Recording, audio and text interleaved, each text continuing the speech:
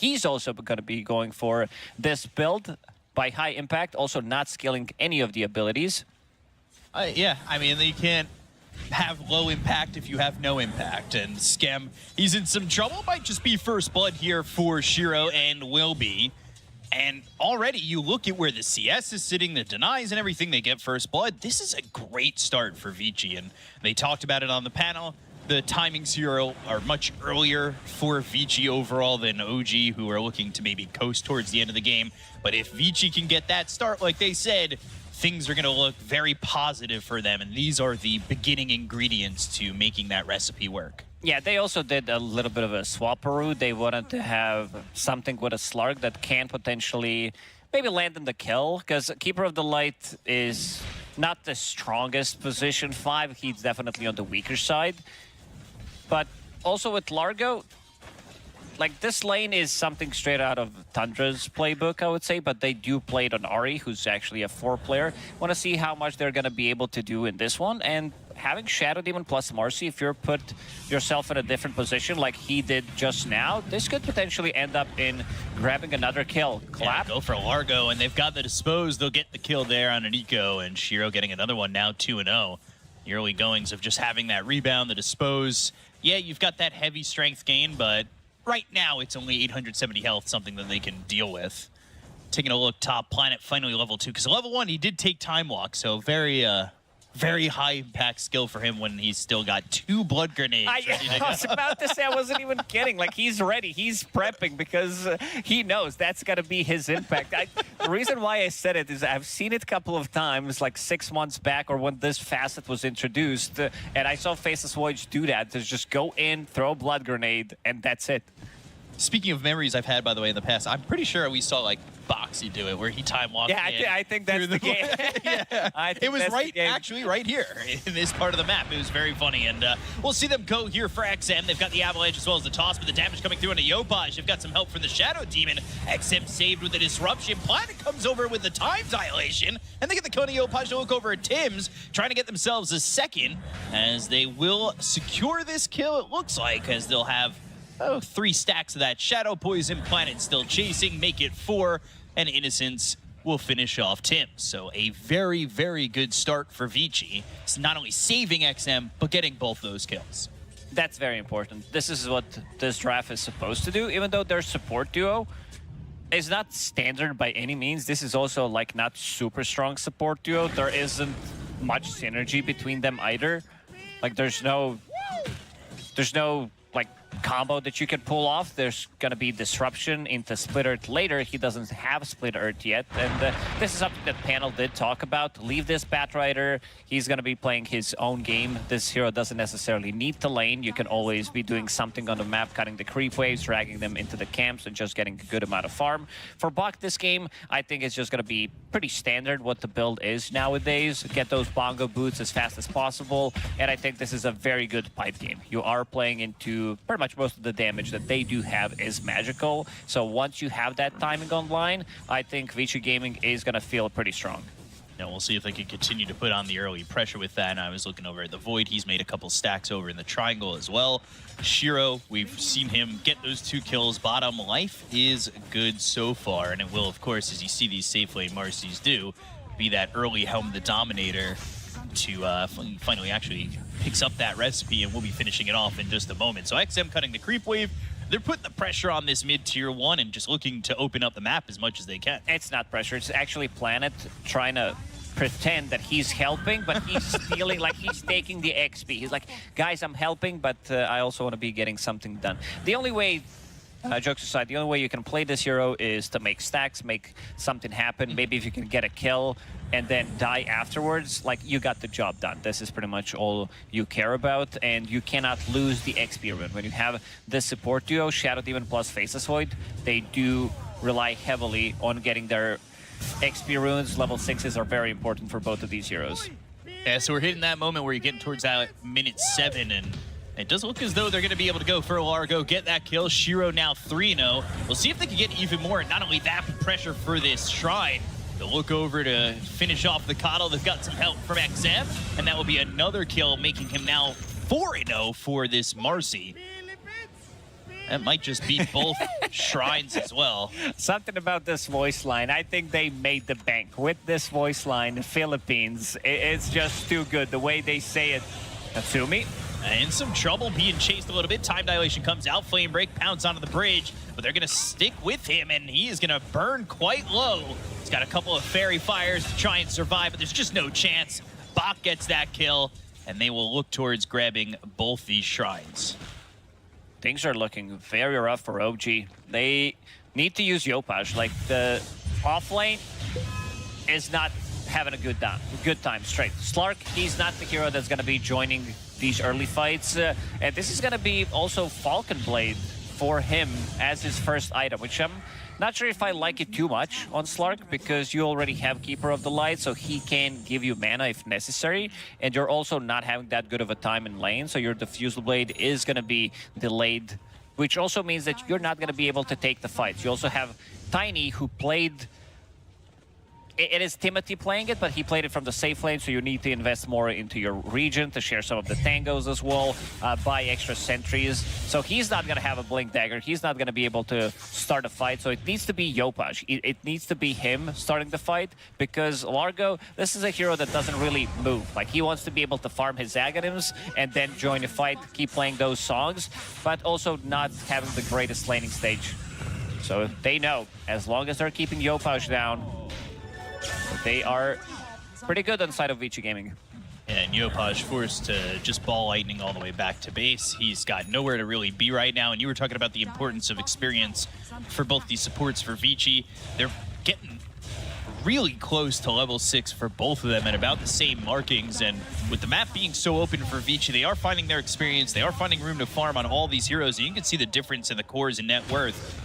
It is pretty abusive here from Vici in terms of the difference. Yeah, you know something is wrong when you are losing your mid tower and your off lane tower at the same time. They're in a lot of tightening trouble. up.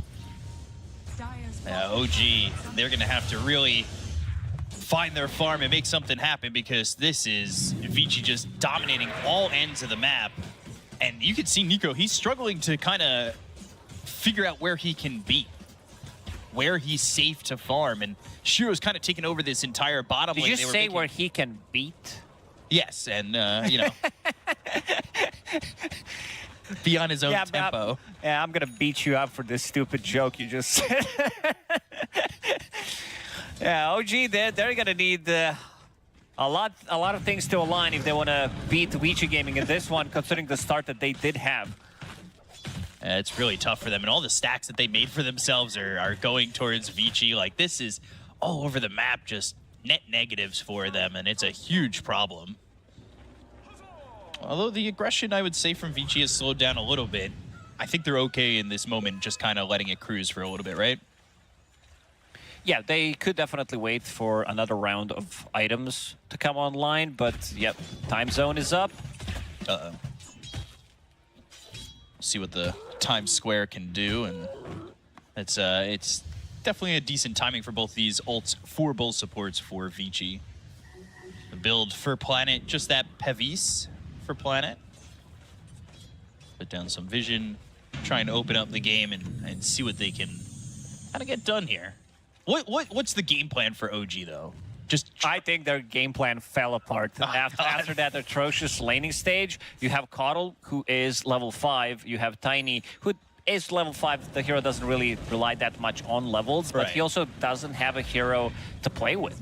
Like, their damage is also very limited. It's more about the heals. You have Slark with his ulti, maybe Shard later on. You have Largo with his heals, Keeper of the Light as well. But things didn't work out for them. So, it needs to be Yopaj. It needs to be Tiny. Maybe Diffusal Blade on Slark. This is going to be a time where they're going to be trying to look for a fight. But the map is getting smaller. Look where Vici Gaming's farming. They are farming in the enemy triangle. That whole area kind of belongs to them. And Bach already finishing his bongo boots, which means that they can run away. Like, they can easily reset. This is the item that allows you to be, like, relatively tanky. You have a lot of regen, and then you can just pop it in terms of stuns that they do have. You have Storm Spirit Pool, you have Tiny stuff, and potentially Slark that can go in. You see Natsumi just trying to farm the safe lane. They haven't played too aggressive on him top just yet. Big timing is also going to be this 14-minute shrine timing, where this time around, OG are going to try and get themselves at least one of the shrines, as they lost both, and you can see the supports really struggling in the differential between the experiences. Both these supports for the side of Vici are level 7, almost level 8. You're still waiting on 6 for Tiny, waiting on 6 for Coddle. They're both about to get it, but the timings are quite slow for OG overall, and they've smoked here for Vici.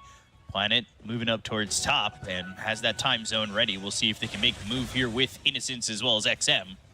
They might see find a courier. Tams, oh, could find Natsumi. That's his defusal blade.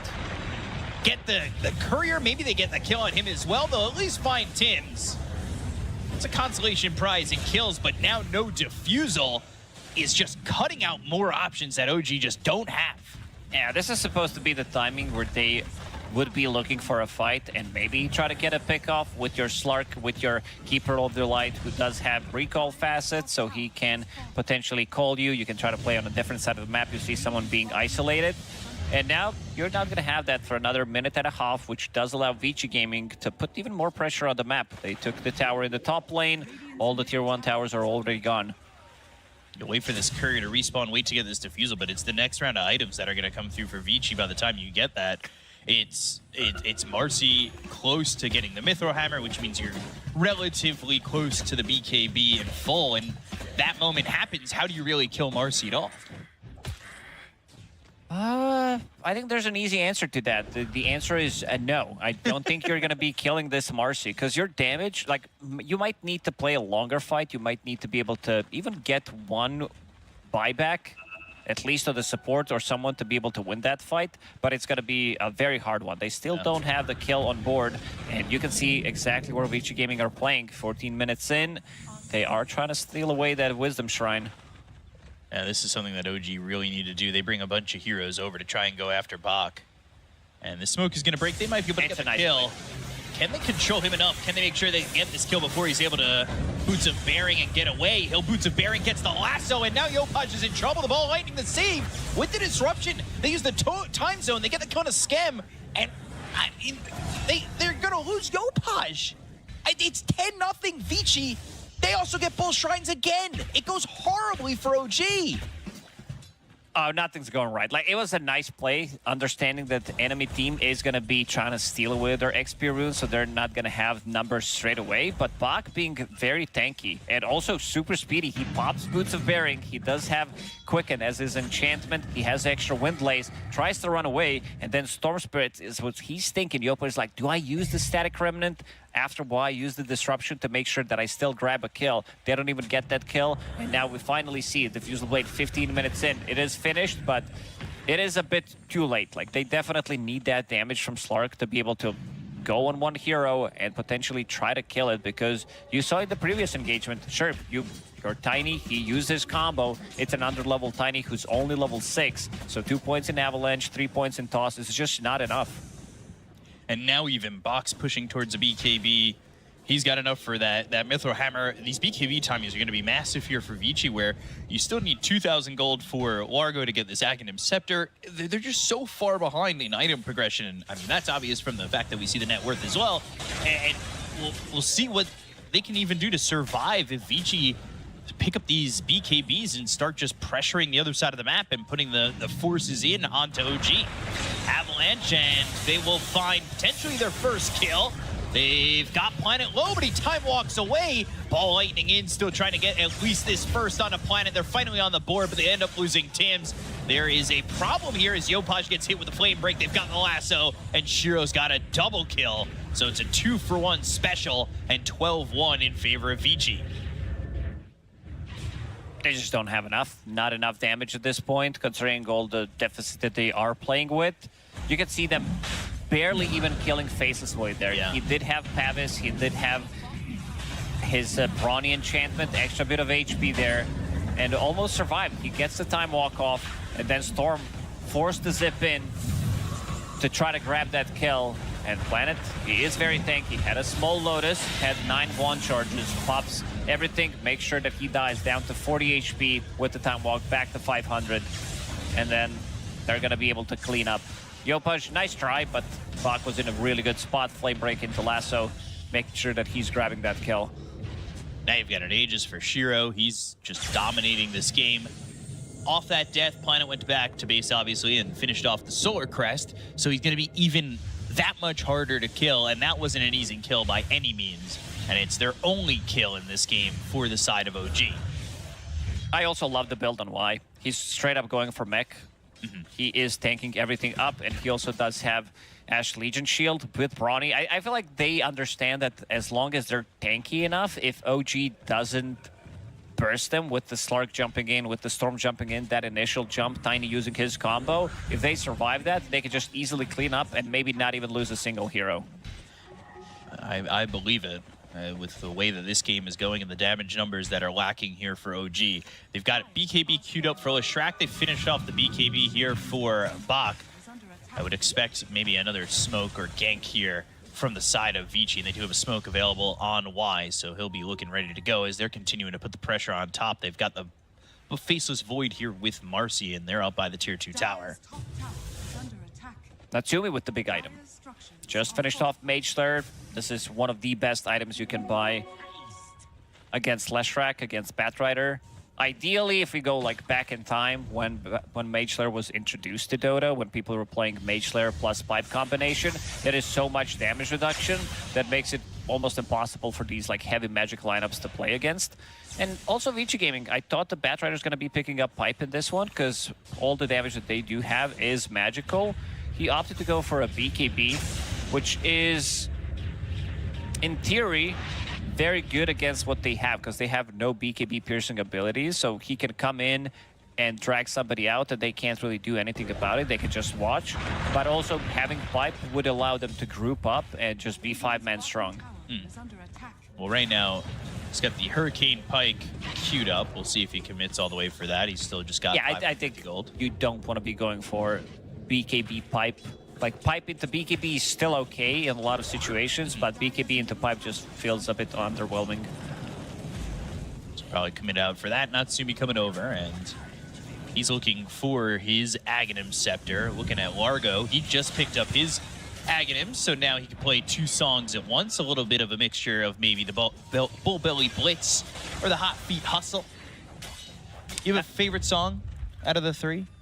Never heard of any of those, so... Oh. Well, they're well done. They're well done. They jam out for a little bit. A little guitar solo that comes in from the side. Avalanche from the gank, and they'll toss up XM. They should be able to get a kill, and they will. Skem getting that one. It's a good amount of gold going the way of this Keeper of the Light. 4 heroes came over for OG, and they double up their kill score by going from 1 to 2. Good gank. Finally, aggressive move from OG that works out in their favor. They need to try to split the map. Like, whoever is going for that one extra wave, whoever is split on the map, OG needs to set up vision and try to get the pickoffs with the recall facet, with the Storm Spirit, Slark being very speedy. They want the pickoffs because the team fight that they do have is lacking. This is not a team fight lineup by any means. We're gonna get this Tormentor, get this Shard, and it will be Planet's Shard to have, so now he can reverse Time Walk, so he can Time Walk in, Blood Grenade, Time Walk out. But in all reality, I mean, right now, he looks like he's got enough. It's 4-4-0, he's got Yules being built, like, he's there to help. He can Time Walk in, potentially get a Yules down, or put that Solar Crest on an ally. I mean, he's pretty helpful already. That early game where it's a little bit of a struggle, not really a problem for the side of Vici at all. Yeah, also the reason why we haven't seen Timothy have too much of impact is you show up in a fight, time dilation, you get stacks on it, you have pretty much 2 abilities, but those 2 abilities are like very important for you to use, so right. A lot of the times you would see him use 2 abilities, and that's his contribution to the whole fight. Bach does have BKB available. Let's see how they can layer the stuns, because they don't have many. Basically, it's Storm Spirit that needs to pull him in, and not sure what the follow-up is. Yeah, BKB immediately, and they can't follow that up with maybe a lasso on him, but they're going to try to rebound and catch up to these heroes running away from OG. Won't be able to do so. They get his BKB out, and there's that Aegis expiring. One thing to note as well, that 21-minute mark, both shrines again, Vici. So it's 21 minutes in, 0 shrines for the side of OG. That's a big amount of experience difference that comes from those. And you can see it being a bit of an issue, and you can see the map just be so small for OG where they try to make these moves, and yeah, they get the BKB out from Bach, but overall just not really the net positives that they're looking for to try and salvage and come back from this deficit. It will be a Blink Dagger soon for Bach, so instead of that Hurricane Pike looking to use that initiation of the Blink Dagger to find that lasso target. And he's just about got it from these stacks that he was taking over in the triangle. That'll be shipped out. Could see Vici look to smoke, maybe make an aggressive move deep in the map of OG. Yeah, that Blink Dagger is going to give them initiation. They don't really have it, even though you have Leshrac with the Blink Stun. He doesn't want to and doesn't really start a fight once he goes in. Skem playing on a bit different side of the map, going through the twin gates, maybe thinking if somebody shows up in the bottom lane, Natsumi's going to try to pressure that one. Maybe they can recall the Storm Spirit and try to grab the kill there. XM gets the kill on Timothy. Kills off Tim's, easy kill for them. And still have access to that lasso, still have everything at their disposal here for Vici. And you can see where they're playing on the map, they are just looking for anything they can grab from OG at all. And they are about to take this tier 2 up in the top lane too. So the map just continues to shrink as OG look to find farm anywhere. And you can see them bottom on the Radiant side of the map, just trying to take away farm from Vici's end wherever they can. It's a tough spot to be in. But I truly think Natsumi's done a good job overall, because you look at where he's at in the net worth, and you'd think this game would look a lot worse for him based on what you're seeing up at the top of the screen. But overall, 13K net worth, I think he's happy so far with what he's got based on the presence of the game. Yep, not too bad. Aghanim Scepter now completed as well. Love the items though. The Fusel Blade, the Mage Slayer, understanding that he's playing against Batrider and Leshrac, so we'll have that extra bit of magic resistance and reduce their spell damage outcome. Plus going for the Aghanim Scepter, which will make him more maneuverable. This Leshrac pick from Vici Gaming was really good. Like, throughout the Dota history, it was always a good pick. Against Slark, you have this insane amount of damage. In trouble. And he's lassoed up, and there is so many stacks on him. He'll end up dead to Bach. They get this kill. Natsumi jumps in, immediately disrupted. Yopaj thinking about going in. He's got his BKB, so now they're going to try and go to the Shadow Demon.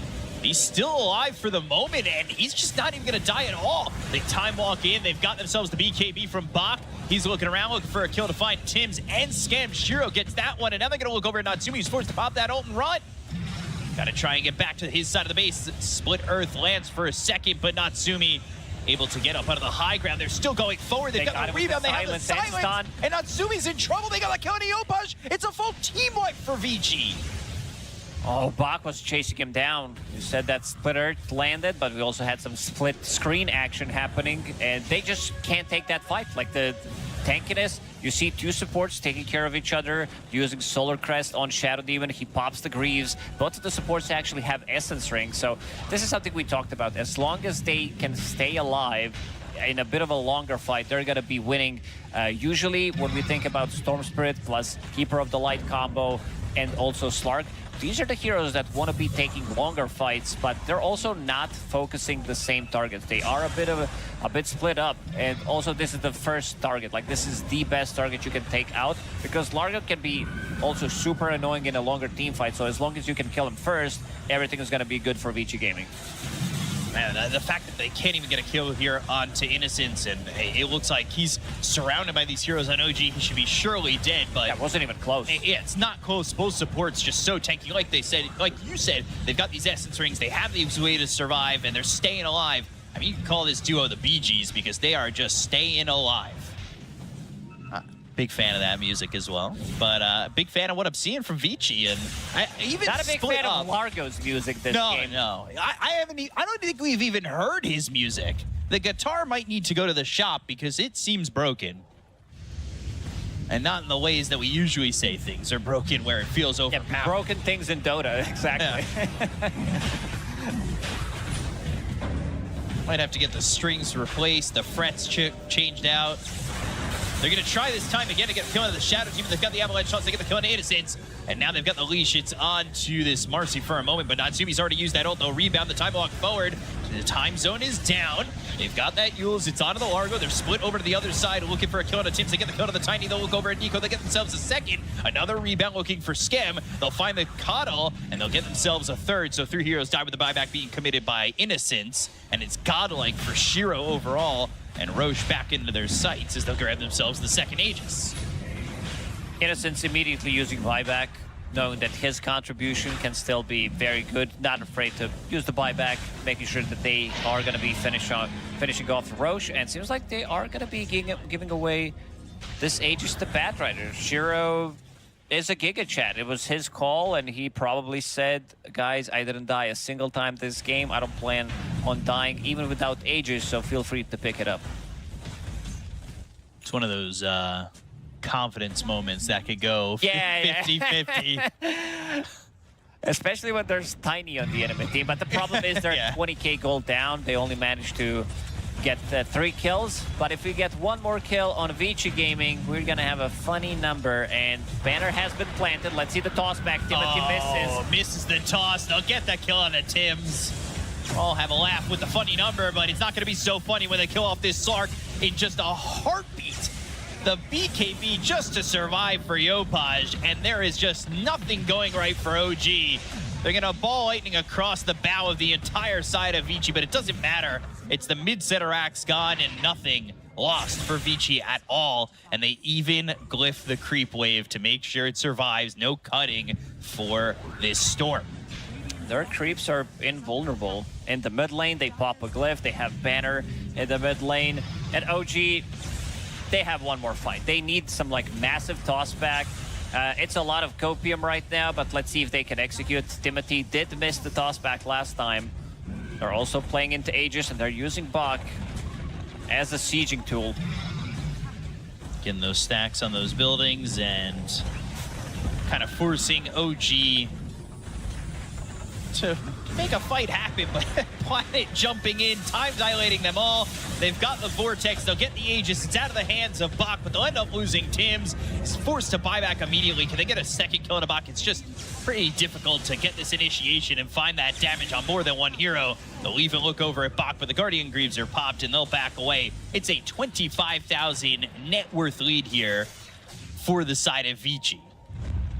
And this is it. Desperation smoke. This is pretty much do or die. They need to make something happen. Potentially try to get someone from Vici Gaming if they are split, but not sure if they're going to be able to burst somebody straight away. They also need to commit, I would say heavily, not in terms of cooldowns, because they don't have any long cooldowns with this lineup, but they are also running out of steam in a lot of these fights, especially if they are the ones getting the jump, trying to get a kill, and then you see BKBs getting popped. Why? This is a good kill if they can burst it from 100 to 0. Swimmer Cape, they got him. And not going to be enough to survive that one. But now they need to kind of get out and leave. The turnaround is here. Slow. Tims, he'll end up dead. Time zone is out through Natsumi. And XM's got a double kill. They lose both those heroes without the buyback. The BKB's going to be popped here by Bach. He's trying to get the kill here. Can he get the lockdown? The blink, the lasso, they found him. They will find Yopaj. They'll get the kill. And now Skem, he is next on the list. It is going to be in alphabetical order because it's GG called by OG. And it's a victory for Vici. You tried to play some songs. You're playing against Bach. He's too composed. It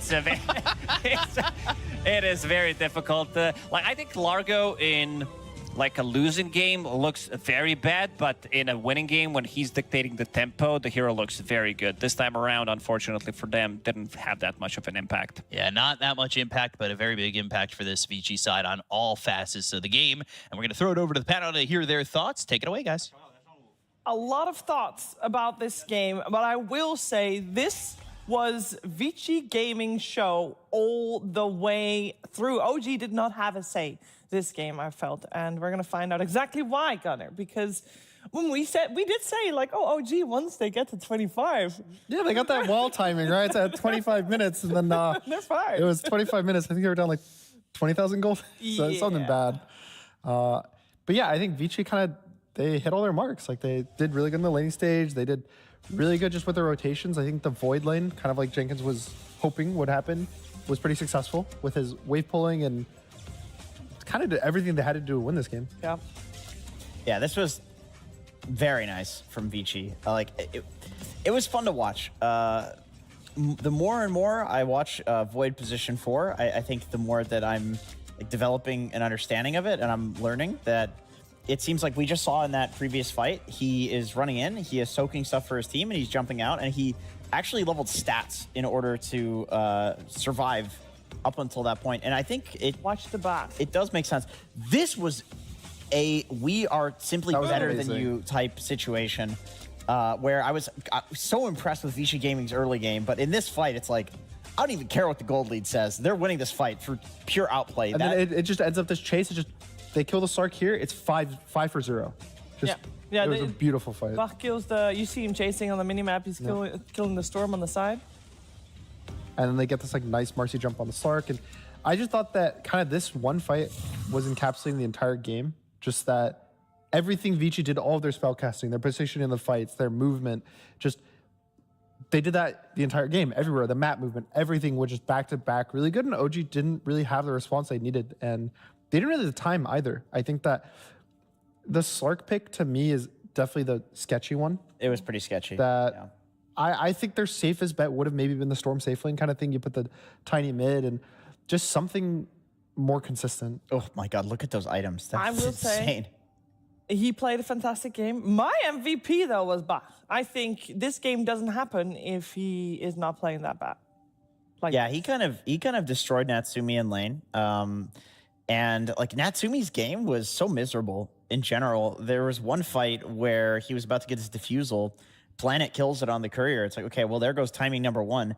Timing number two, he gets the Aghanim Scepter, and they try to fight, and he gets cliffed by Bach on Bat Rider. It's like, I can't think. And it wasn't a lasso cliff. It was just a flame break cliff. It was just flame break, and it was after he had already used It was mid-pounds. Both pounces. So, of course, after he used the pounce, Yes. both pounces. Yeah, exactly, because he had the Ags, right? So it's like, I cannot conceive of a more frustrating game for Natsumi, and OG, they usually win through Natsumi hitting his timings. So just incredibly well played by Vici on all counts. The Faceless Void, I think, requires a little bit more studying. They've clearly done their studying. I think other people don't try it at home yet.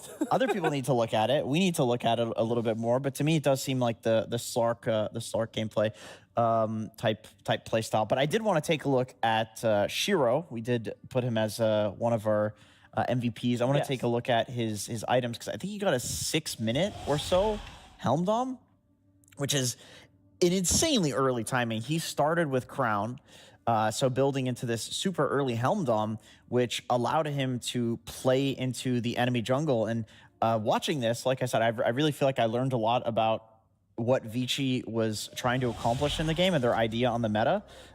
They played into the Largo's jungle. They did not let him farm, and then this collapsed on mid eventually. Yeah, so here at the 4 minutes, basically this looked like it could be really bad for XM. He's in a 1v2, but then, oh, look, you got both of your supports there. The Shadow even saves him. Them killing both the Storm and the Tiny. Even I think we were saying like, ooh, the game looks pretty rough from this point onward. I think someone already said it's over. It's over. We can call it. And I think that this one play just like snowballed the whole thing. We talked about, oh, XM gonna play these kind of pick matchups, and sure, it's maybe a slight kind of pick matchup, but I think he just kind of won, right, just on skill here, and also the support matchups. And then at 10 minutes, this is a depressing game for Yopaj. Like, he loses in mid tower. I think it was around like 8-minute mark. You would watch him, he'd try to go jungle, and there's a Void staring at him, just like jumping in, trying to steal like a random jungle camp from him. And it's just, there was nothing really for him to do. And on the side of XM, it's, I get to take all your farm. I get to take all of your map. I get to run at your towers. It was just back-to-back pressure. And I could never see a possible time for OG to be like, oh, this is a timing for them to go. This is a move. They can do this or this. It was always, oh, there's two Vici gaming heroes here. I have to walk away. And there was never really a rebuttal. I was debating saying this on panel, but I will. The debate in my head is over. I will say it. The Russians have a word for this type of play style, and it's govno yet, and it basically translates to poop eater play style.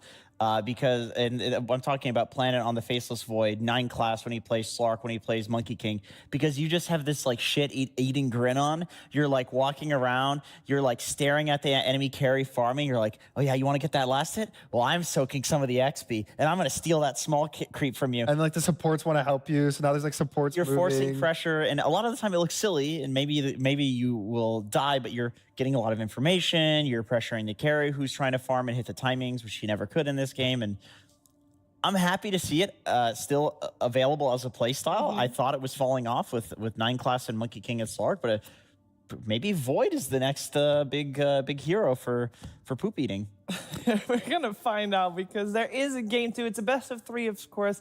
Let's see what OG wants to change in game 2 after a break.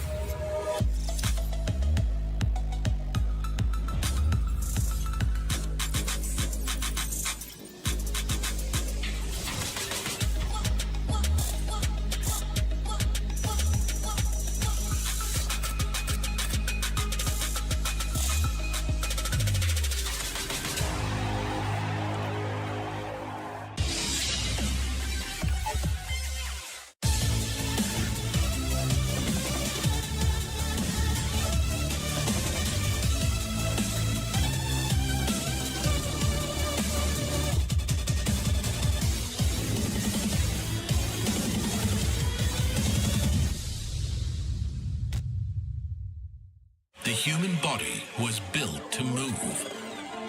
Not trapped at a desk in one singular posture for 12 hours a day. It's time your chair evolved. This is Secret Lab Titan Evo. Ergonomically engineered for you, gamers, hybrid workers, artists, backing your every move. Hello, everybody. Here with a very special guest, Mr. Bach from Vici Gaming. Good to see you. How are you? Good to see you. Very good right now. Didn't you retire? I thought you retired. What are you doing back here? My friends, my bros, they told me like, we want to play with you. We need you back. So, yeah. How do you keep letting them convince you to come back, sir? At first place, I was kind of refused to back to Dota, but after like playing AR, like after 1-2 years, yeah, I kind of let it go on these things. I can live a good life without playing Dota, but also play again. Like if there is a good chance, if everything, like I just want everything go into the like natural flow. Of course. So you found peace with the balance of your life, and now with Dota 2. Okay. Yeah.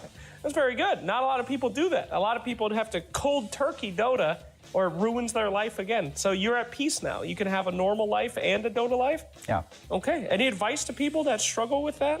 Yeah, I think most important thing is to have something you want to do, you really want to do outside Dota. So I was learning coding recently. So I was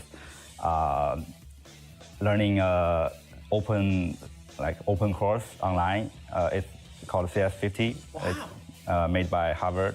Do you think you're ever going to do something with that? Are we going to see a game come out from you after the coding when you learn it well? Yeah, in the future, I think, yes. I always want to, I always love to play games, and I always want to make some games, but yeah, in the future, yeah. All right, well, let's talk about current squad. Vici Gaming, you guys replaced Power Rangers here, lost the qualifier here. How's that feel? What's it like getting into a tournament where, you know, you didn't get to go, but now you're here? It definitely feels very good. we can play tournament right now.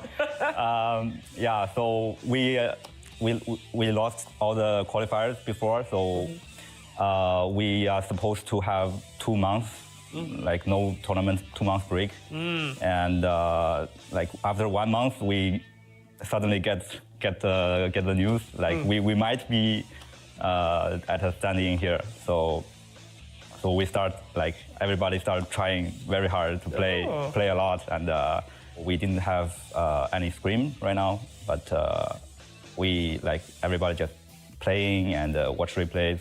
How many games are we talking here? Last week, I almost play 100 games. 100 games in a week? Yeah, I think the most day I play is 19 games a day. 19 games a day? How is that even possible mathematically? But that doesn't even make sense. Are you just GGing out after 15 minutes or what? Just sleeping, play Dota, eating, sleeping. Damn. And do you think that that's a good habit for getting back in the groove, or is that too much? That's crazy. Yeah, I think for normal professional life it's too much, but for us it's like we haven't played, we haven't scrimmed for too long, and we are going to play tournament in 1 week, so you have to beyond the limit. So are you excited to play with XM though? I mean, you faced off against him a lot of times. Now he's in the squad. Is he gelling well? Have you guys played games together a lot? He's a very good person, and this long pro life I play against him a lot. Yeah. But I never play with him. Right. Yeah, and it's also I like this feeling to know new people, easy to talk, and he loves to talk, and he's a good player. He have a good skill. Yeah. I mean, is it weird to be against a guy for so long and then bring him into the fold and he's like, we're friends now? Because I know you had to go and kick his ass so many times. No problems? You just gelled in nicely? Yeah, no problem. Okay. I think that's also a fun thing in Dota. Yeah. Everybody, even you play against them, you are also friends. Maybe it's because you play for too long. Yeah. Yeah. Interesting. So we still have Maps as the coach here. What do you think he's bringing to the table? Is he ready for this tournament? Who's the big brains on this team? Is it you? Is it him? I think we are trying to mix all the mind together, to be a big brain. Everybody have to in a part of it, because we are not very prepared right now. So everybody needs to trying hard to get to have a same image on Dota. But for now, we are trying to bring everybody together. All right. Well, I'm happy that you guys brought each other together to compete. It is going to be so great to see you back here at LAN, having fun, going against, and no pressure, right? Yeah. I mean, just for fun, better than playing pubs, right? All right. Well, thank you so much for your time. We will be seeing a lot more from Bach and Vici Gaming here at PGL Wallachia Season 7.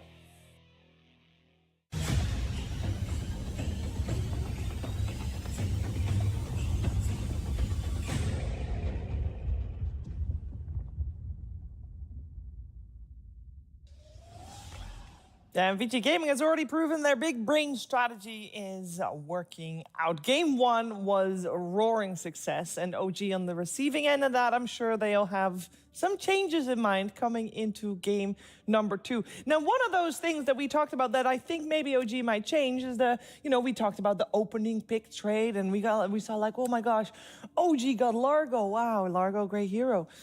Largo couldn't do anything. So what are we gonna do with that? I don't think you can give up on Largo. I think it's the type of hero that is too strong to just give up. But I think it's more, maybe give it better support. I think the support duo of Tiny Coddle wasn't good. I think the Sark pick wasn't good. My opinion of Largo is you have to carry him for 20 minutes. Give him space, give him a strong support, give him time to get this Ags, probably level 12 timing. I think that's the real hard hitting. And I don't think their draft really did that. Their draft was more, they threw a Largo into a OG draft. And I think that if you want to pick Largo, make it a Largo draft. Yeah, you have to play around it. I agree that we said very early on that it looked like a Tundra draft, and then by the end of the Coddle and the Tiny, yeah, Coddle, Tiny, Largo, and then by the end, it's it's a Coddle 5 with the recall facet, which is different. It's a Tiny support, which is different. It's a Sark randomly thrown in there, and a Storm mid, and it's like a Tundra bait into transforming into just a shit draft, which is like, why? You know? Yeah, I want to say, like, I'm happy that it's like there's hints of like OG trying to do their draft and like adapt it to their playstyle. Yeah. But I think that the heroes like for Largo, right? I'm going to keep talking about Largo because I think it matters so much. You can't really do that with Largo. It's like you're trying to put the hero in a position and it's not. And I think you have to respect the strengths of the hero and actually draft to it and play to it, because otherwise we kind of see what happens when you don't. I would rather OG just like full commit to their original play. Yeah, I think they could just not pick the Largo. You could play versus the Largo. Their playstyle is probably pretty good versus Largo with this like early aggression, these like random heroes. They can also ban it. They could ban the Largo. They could ignore it. I honestly think just ignoring it and like full committing to their own playstyle would work against Vici. Because this is exactly what Vici is doing to them. Like they picked Faceless Void support. They picked Shiro, Marcy Carry. No one's playing Marcy Carry except for this team, really. So, and Marcy Carry looked incredibly good against Largo because you can contest him in the jungle with a super early Dom. And if you have any sort of disable on him, you can like insta-kill him with the Marcy Carry. There's a lot of reasons where Marcy looks good against Largo that we hadn't really seen because Marcy is just not being picked as a carry. So at this point, why not just say, okay, well, you're not playing meta. If I'm speaking from OG's perspective, you're not playing meta. Okay, then screw it. Like, we're not going to play meta either, and we're just going to play our stuff better than you play your stuff because we're OG and we define the meta. And I think this is still that team. Like, they're the meta-defining team that changed how everybody was playing only a few months ago. So just go back to it, be confident. You don't have to copy Tundra and then metamorphosize into some weird draft. Because, yeah, again, if they were the type of team that was like, we're just going to one-to-one copy Tundra, I think that's fine. Like, if they finish the draft out and you can see that draft, be like, this is a Tundra draft. We've seen it before. Yeah, I think that's acceptable, too. Yeah. But I feel like even OG is not really that type of team that wants to play that strict style of Tundra. And just, I really just want to see I want to see OG Magic this game. I wanted them to do their thing, have some... when I think of them, I think of Natsumi Gyro with a rapier, doing some crazy stuff. You have Yopaj on like some wind, some storm doing his thing. That's what his puck. I just want to see them make their players look good. Well, we have a very different situation in this game too, because we have Vici Gaming on first pick with OG on second pick. They ban out the Largo, so they don't want Vici Gaming to first phase pick it. There's a couple of heroes you normally want to ban when you're a second pick, because you don't want your enemy team to get Treant Protector, Shadow Fiend, or in this case also the Largo. So keeping an eye on the Shadow Fiend that is still in the pool. Previous game, OG banned out the Io, the Razor, and the Centaur when they were first pick. And all three of those are still in the pool. So that's also something to look at, as the Marcy has been addressed here as well, which was, of course, a great flex pick coming in for Vici. Please don't give Vici SF. Please. I think you ban it. For the love of God, I think their bans, like the Razor and the Io, and Centaur, are much better as response picks. It's like you pick them on this like 9 pick because there's nothing that's really going to mess with them. Also, because they have this flex of last pick, I think they're much better there. Whereas if Vici first picks, say, a Centaur, you're like, oh, whatever. Like, it's just a dude. He's going to go to his lane. It doesn't really matter. So I would assume that Shadow Fiend's in the pool. So, I mean, I guess they're going for, like, the SF Batrider trade, maybe, which we've seen teams take. We've seen it. It hasn't looked super successful. Mostly because Shadow Fiend's just that strong. Shadow Fiend is just imba. Yeah, that's what it has looked like. But the idea is that Batrider is one of the few heroes that can just like kill SF over and over again in the laning stage. And in the game, it's a BKB piercing disable against SF. I do want to see the Primal trade for Shadow Fiend here. I think that it's still pretty good. They can end up picking their carry, and then they can even flex the Primal to last pick if they want to do it. Oh, what? Interesting. Not valuing the Shadow Fiend. So there's levels to the 5 This is here. definitely top 3 to top 4 support heroes of the patch. It's like I think of Tree, I think of Jakiro, I think of Shadow Demon are all kind of in this like top tier category. Yeah. So it makes sense that when 2 of them are banned, you take the third. And there is the trade though. They do give away the Shadow Fiend. Yeah, I mean OG they took a gamble letting the Bat and the SF through. Like in my opinion, I think it means that they were confident beating the SF with Bat. But then they just get the SF, and now they can ban or pick Bat if they they can even just pick if Bat. they want. So this puts OG in an incredibly good position, and it means Vici just doesn't want to reveal anything about their draft, which is also what we saw in the previous one. Is they wanted heroes that either are just It was such an ambiguous draft until the very end about who's going where and what. They love that ambiguity. And I think Jakiro like also gives you that just because you know no matter what, Jakiro is going to do something in the game. It's one of those heroes. It doesn't really doesn't give the enemy team like any holes in the draft that they can abuse. They are taking some time now to think about their final ban. They remove Clockwork, which is of course a strong support together with the Shadow Fiend. I mean, this is where if they leave Batrider in, it's because they absolutely think that they can counter it. Maybe it's like an 18-pick Viper or something that they consider to be really good against Bat. Because this is like the highest win rate hero in the game against Batrider. It's just the Viper ult demolishes the hero. Darkseer ban. OG is one of the few teams that I would say is consistently picking it. I think they have played it, I would say 3 or 4 times in the past month. It just makes sense because Tim's likes playing his melee heroes. Like you think of his Tiny, his Tusk, stuff like that, which always pairs well with Darkseer. Yeah, true. So Clockwork, Darkseer. Yeah, which they literally ban both of these heroes, but it's what they like. I'm trying to think of heroes that want to lane with Shadow Fiend that are still in the pool. Warlock is okay. It's not like amazing, but the hero is still just healing SF feels pretty good. It's like okay, but it's not as strong as a Clockwork. Yeah, Tusk I guess is the other one. Tusk is decent. It's a little shit against Jakiro. Yeah, you don't really want to pick it into the Jakiro lane because teams are very confident and comfortable running Jakiro as a position 4 these days. It used to be like, has to go position 5, has to go in the safe lane. But now, especially when you see these good support matchups, like just put the Jakiro versus the Tusk. But would you pick it on 13 as support? Or would you... I think the Batrider is just good. Yeah, you gotta go for Bat. that. Now I question, okay, Vici, you left in Bat, so what is What's the plan? what is your answer to this? Because I don't think you can just Abaddon or Slark or any of these heroes that like beat the Batrider in lane in air quotes. You know what hero is good for his Bat, Jenkins? The Faceless Void. Faceless Void. You know what hero has a BKB piercing stun if he goes chrono? Oh, I don't know, man. Faceless Void. Even if he goes time zone, he is a bash. I actually think this if is he skills it. if he skills it, that's true. Jakiro Void is really good.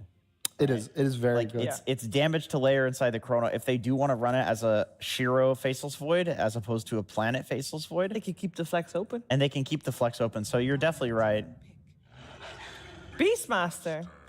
This is the other type of option you can do for Shadow Fiend. I think it works better as a mid beast and a carry Shadow Fiend. But it's more of a game matchup than a lane matchup. It's that you blink out the Shadow Fiend, you ult him, and usually I would say for the first like 25 minutes, Shadow Fiend's kind of a squishy hero. Yeah. And he just dies to Roar. Even if he gets like some Dragonlance BKB, he usually dies to Roar anyway. And so I also think this hero is just, I don't want to say underrated, but it's just every game he's in, it feels like he's strong. There's a world where we're calling it S tier by the end of the tournament for sure. I wouldn't be surprised. At minimum, it's A. Yeah, because I think right now it's on A tier. Where like if SF Bat, Largo Tree are out, then It's somewhere in there, Then yeah. all of a sudden you have like the Beastmaster Jakiros of the world. But if you're a really good Beastmaster team, like you can confidently run it in 3 positions, it goes to S tier. I'm interested with this tiny kind of picks back-to-back games. The hero to me doesn't feel extremely strong this patch in terms of even core support. I think core, it doesn't really farm as fast as a lot of the other heroes. I think the Phylactery build kind of fell off, so he's back to being kind of a slow-ish farmer relatively compared to the other mids. And support, I know it can be strong. I know Toss is a strong ability. And the Avalanche is obviously a very strong spell with the buff like now. Effectively BKB piercing. Yeah, it's like a real stun, but I don't know. There's just times where sometimes you play Tiny and the enemy team gets a pipe, which this Barrett is going to go. He's going to go bearing, he's going to go pipe. Your damage gets low, they have infinite damage.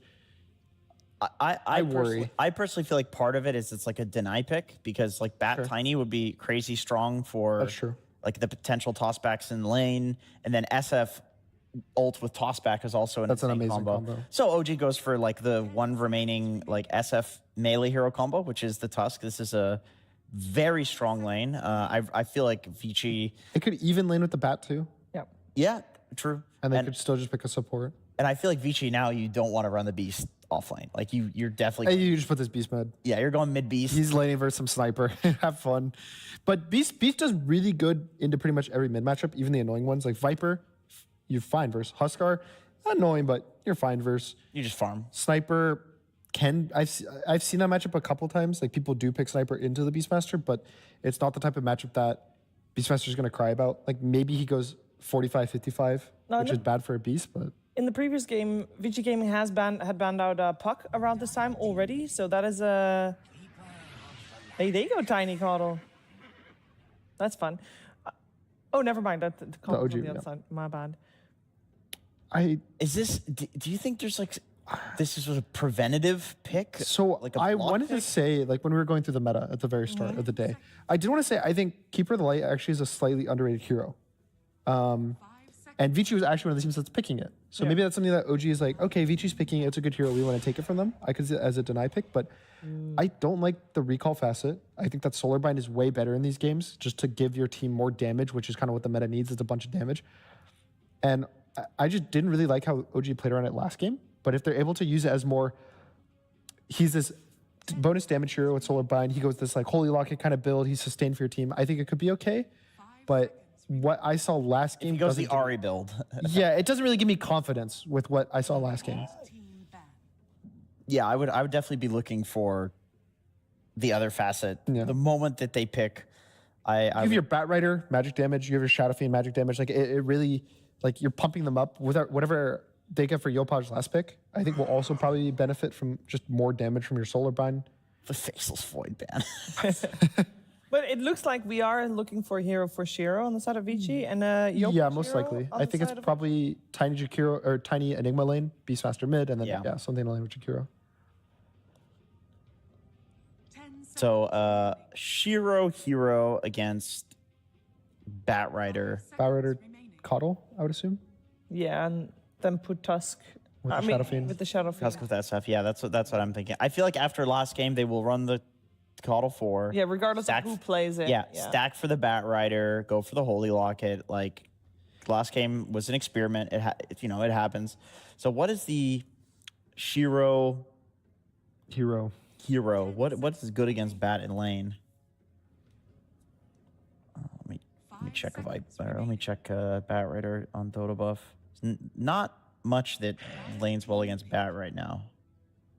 The Viper still gets banned, so still some XM respect just in case that Beastmaster does not go. Yeah, if it was like a safe lane beast. Yeah. I'm trying to think of like the comfortable carries. There's not a lot of the carries that traditionally were good versus Bat are just kind of weak carries What right now, like about- Naga, Phantom Lancer. What about like Queen of Pain carry? I know it's Shiro, and I'm not sure how much he plays it, but It's okay. I just would. I want to say I would worry about the Shadow Fiend, but it's just like you don't have a guy that's gonna ever man fight him in this game. Like he's Yeah. gonna press BKB and kill you all, but you do have Beastmaster Roar through BKB, you have Black Hole through BKB, so you do have these kind of solutions to the Bat Right or to the Shadow Fiend. So they don't need to pick this man up carry. I mean, if you want to man up against him, then I think like Terrorblade. Weaver. Okay. Okay. All right. Okay. So sorry. This actually makes a lot of sense. This is like the carry answer to Bat Rider in lane. Also good versus Coddle. Yeah. Queen of Pain is like the mid answer to Bat Rider.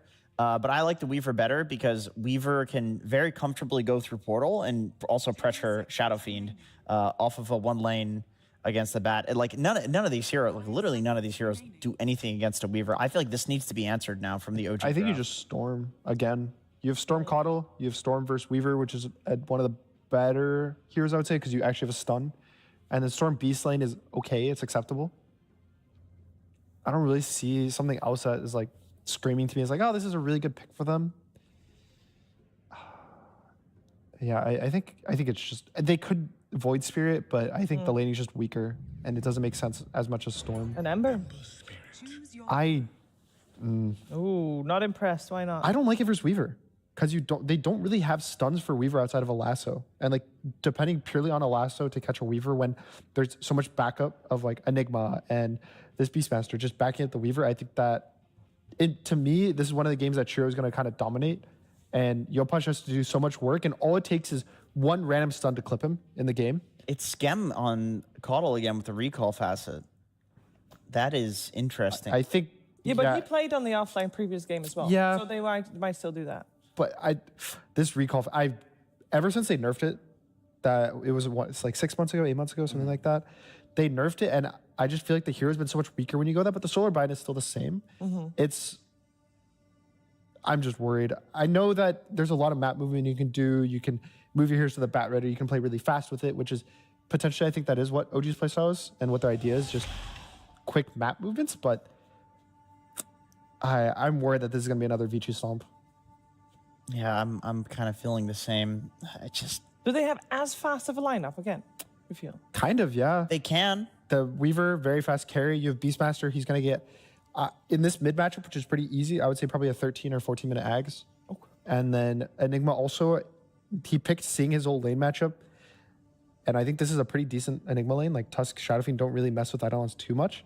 So yeah, I think Vici is set up for good laning stage, good matchups, good mid game.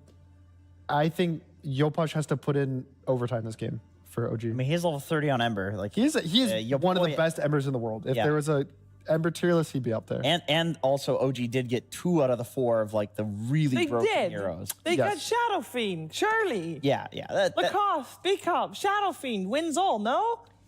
Yeah, in theory, but I've been very impressed by every single Beastmaster performance from the mid lane I've seen. I feel like this hero just has like unlimited damage. It gives you early Roche, pretty much gives you everything. Like even against these super strong carries, you just lock him down. You get the refresher, like we've seen, like third item, even like second item refresher on Beastmaster, because you don't lack mana on the hero. Okay, well, maybe Vici can do this twice in a row on the backs of a Beastmaster. Maybe Shadow Fiend is just that strong and we'll head to a game 3. Either way, enjoy, guys. I will enjoy, and I hopefully have you to enjoy as well, and everybody at home watching along will enjoy this one. Natsumi saying Vici Yang. I don't know, something funny about, ever since that skit, the Dead Yang skit. threat, yeah. Did they throw like a ragdoll out the window onto the ground from like the second story? God, I miss the days. That's good content right there, and Dead Yang will live on forever. And we'll see how Vici does, because it's not Yang, it's Bach. And like you said, Bach did a really good job of kind of composing a good lane and making sure that he was able to destroy with the Bat Rider that he used in the last one, but now he's got that Enigma. All right, day 1, Natsumi starting with 1 extra Necromancery, having extra bit of XP, extra bit of gold. Pretty massive. It's over.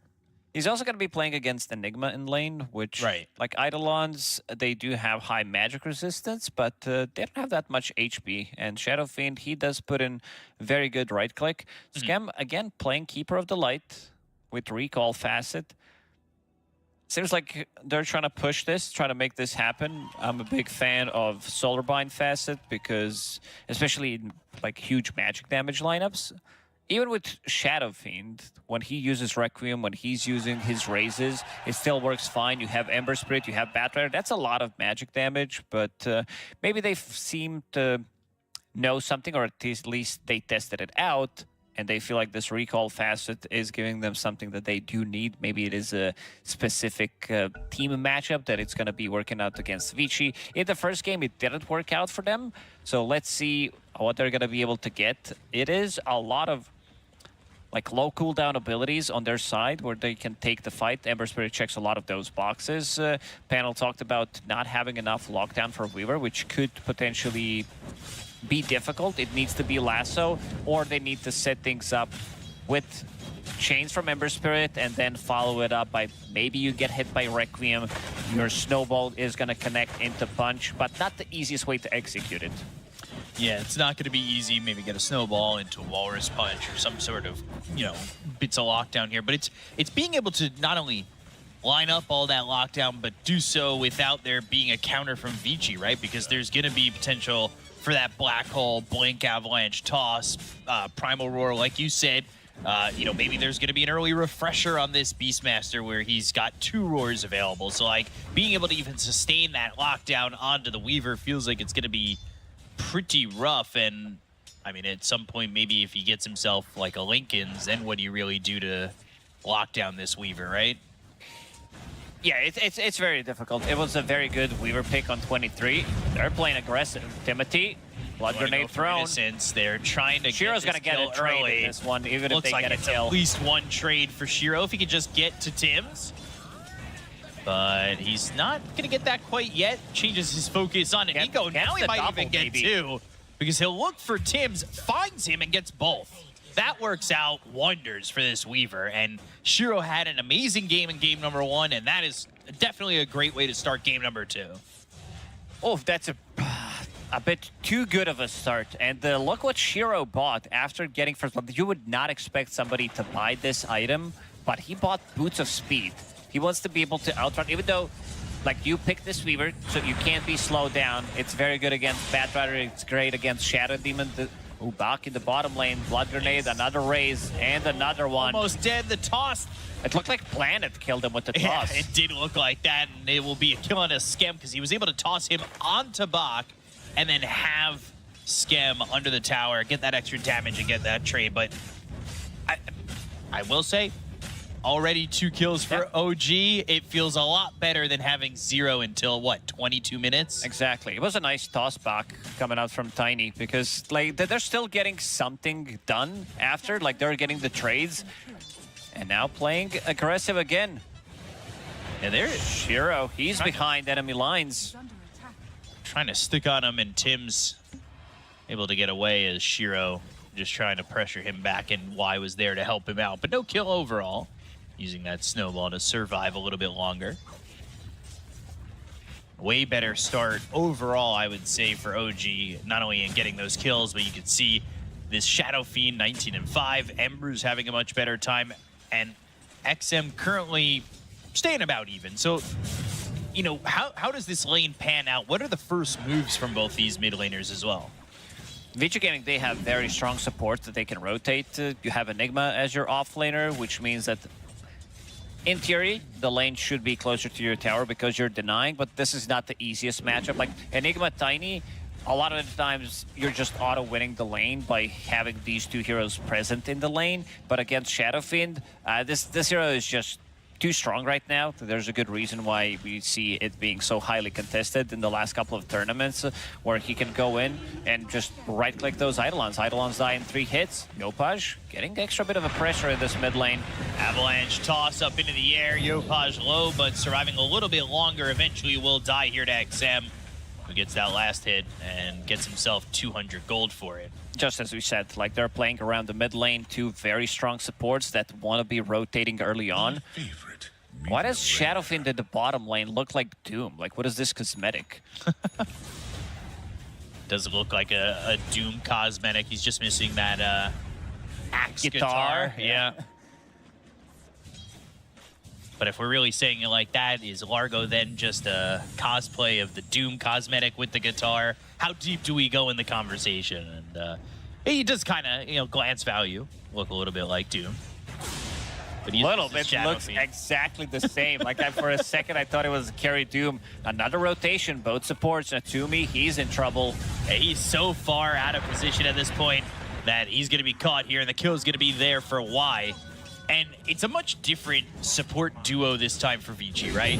One that is way more capable of rotating the way they are. I mean, not that it stopped them in that last game. They were playing quite aggressive in game number 1, but definitely Avalanche toss instead of Time Walk Blood Grenade is a huge difference. You do have much more impact. They're getting high levels. Level 4 already on Planet. It's going to come down to that 7-minute mark again, and how the shrines will go is Natsumi just got back to his lane. They brought Shiro down here, and they're going to try and go for Natsumi one more time. They've got the toss back. It's on to Shiro. They'll have 4 heroes around. Doom is dying. Shiro, but the raise is out. Shiro's not dead just yet, but they finish off Natsumi. This is, I mean, they just killed him a second ago. They brought everybody down to just bully again. And he's not losing onto anything. Look at where lane is top. Shiro, he did push out the wave, and then the lane is going to be approaching the tower, so he didn't lose on any of the XP. 2 supports playing very aggressive, making all the rotations. It does, like, having a lineup that does have 2/3 sustainable, self-sustainable cores that can't be left alone, like Enigma, Weaver, which are very hard to pressure. Knowing that Batrider can't really do anything to this Weaver allows Shiro to go for this type of a move. This is Vici just pressuring all over, similar to what they did in game number 1. And it's something I want to say about Vici, you know. Obviously, there's the fact that they replaced Power Rangers at this event. It almost feels like they've got a bit of a chip on their shoulder, right? They need to prove themselves as they've fallen short in qualifiers in a couple of events. And now they're here to kind of make a statement, and they're starting to do so not only through game number 1, but game number 2. It's looked quite good for them, and rotations come out again. Remnant used to get the kill here onto Y. Straight into But Roar. right over into XM, who will roar and get that kill on Yopaj. He had another Remnant, but not fast enough. XM's gonna be pretty happy about this one. Shiro trying to pressure Nico out of the shrine, but he will be pushed away, and they will finally get a shrine. I don't know if that's their first shrine of the series, but that's what? 35, 42 minutes of 2 games to finally get a shrine. It's a day of celebration. Finally get that. Natsumi back bottom, but immediately Planet's here looking to potentially make a move. These supports have been everywhere for the side of Vici.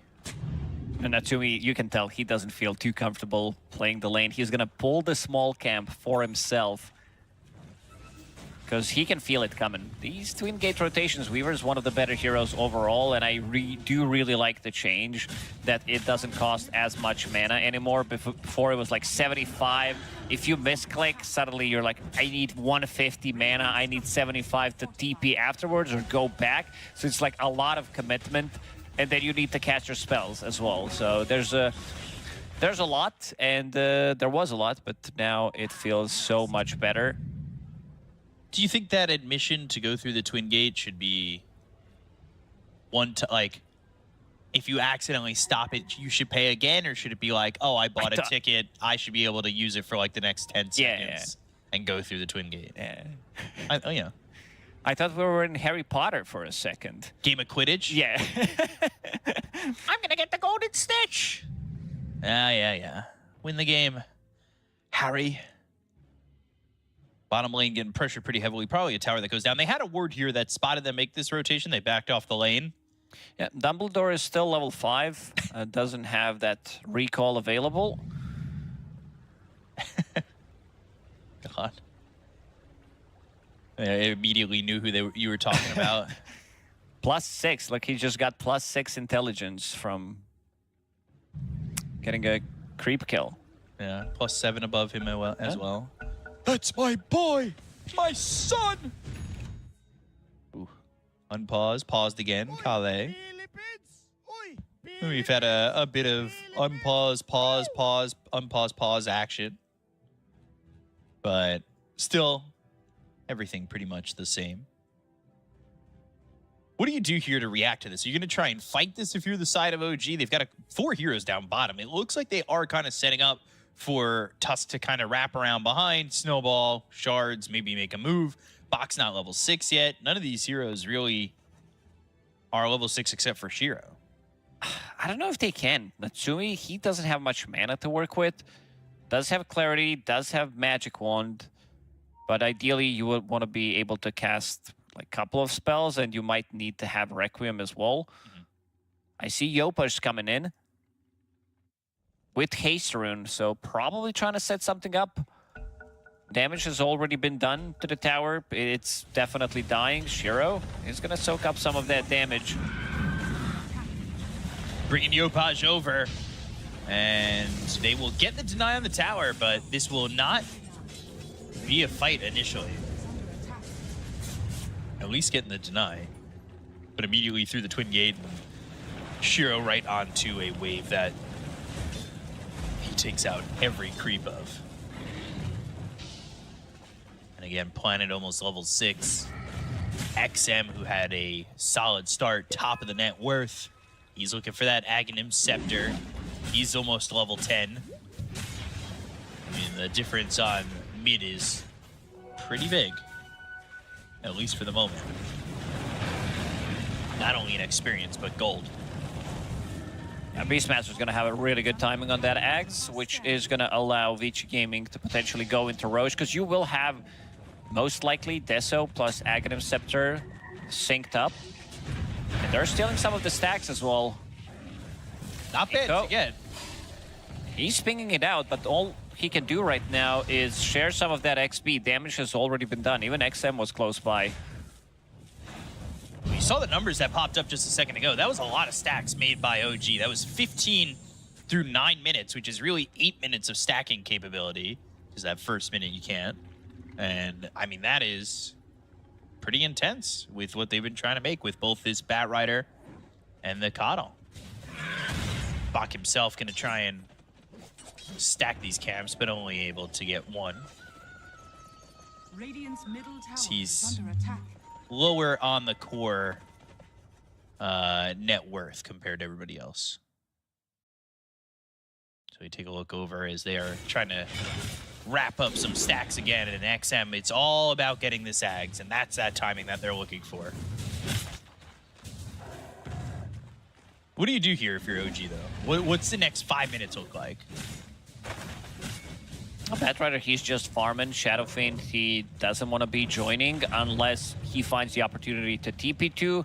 Ember Spirit, again, I feel like he doesn't have that hero to play with. Keeper of the Light is a good hero in terms of reducing his cooldown with Chakra Magic, but it also needs to be Timmy. Like, Timmy needs to be paired up with them to try to be able to grab some kill, and they're going to smoke up together. Because I think this is the 1-2 duo that needs to play together.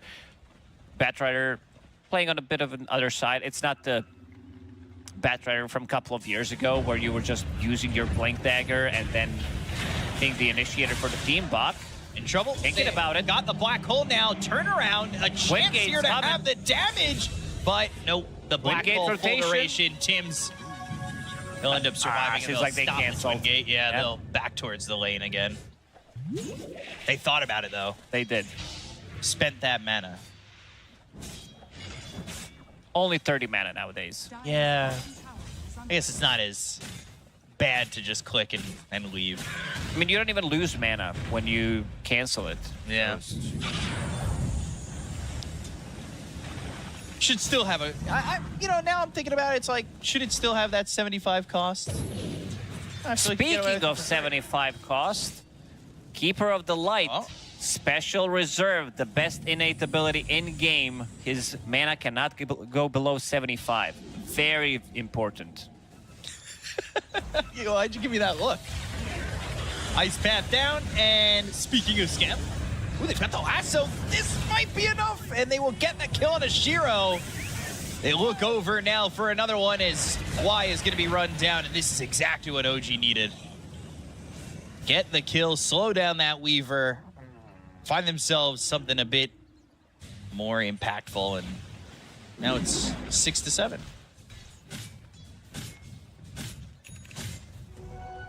Six, 7, and a bit overextension from Vici Gaming.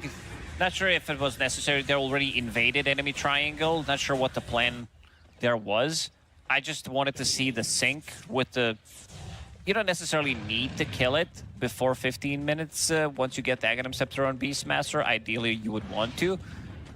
Now your Deso is going to be slightly delayed as well, but Aghanim Scepter is about to be completed. Keep zooming in. Can we go even further into that picture? Enhance. Keep enhancing. More. I think it's gonna break.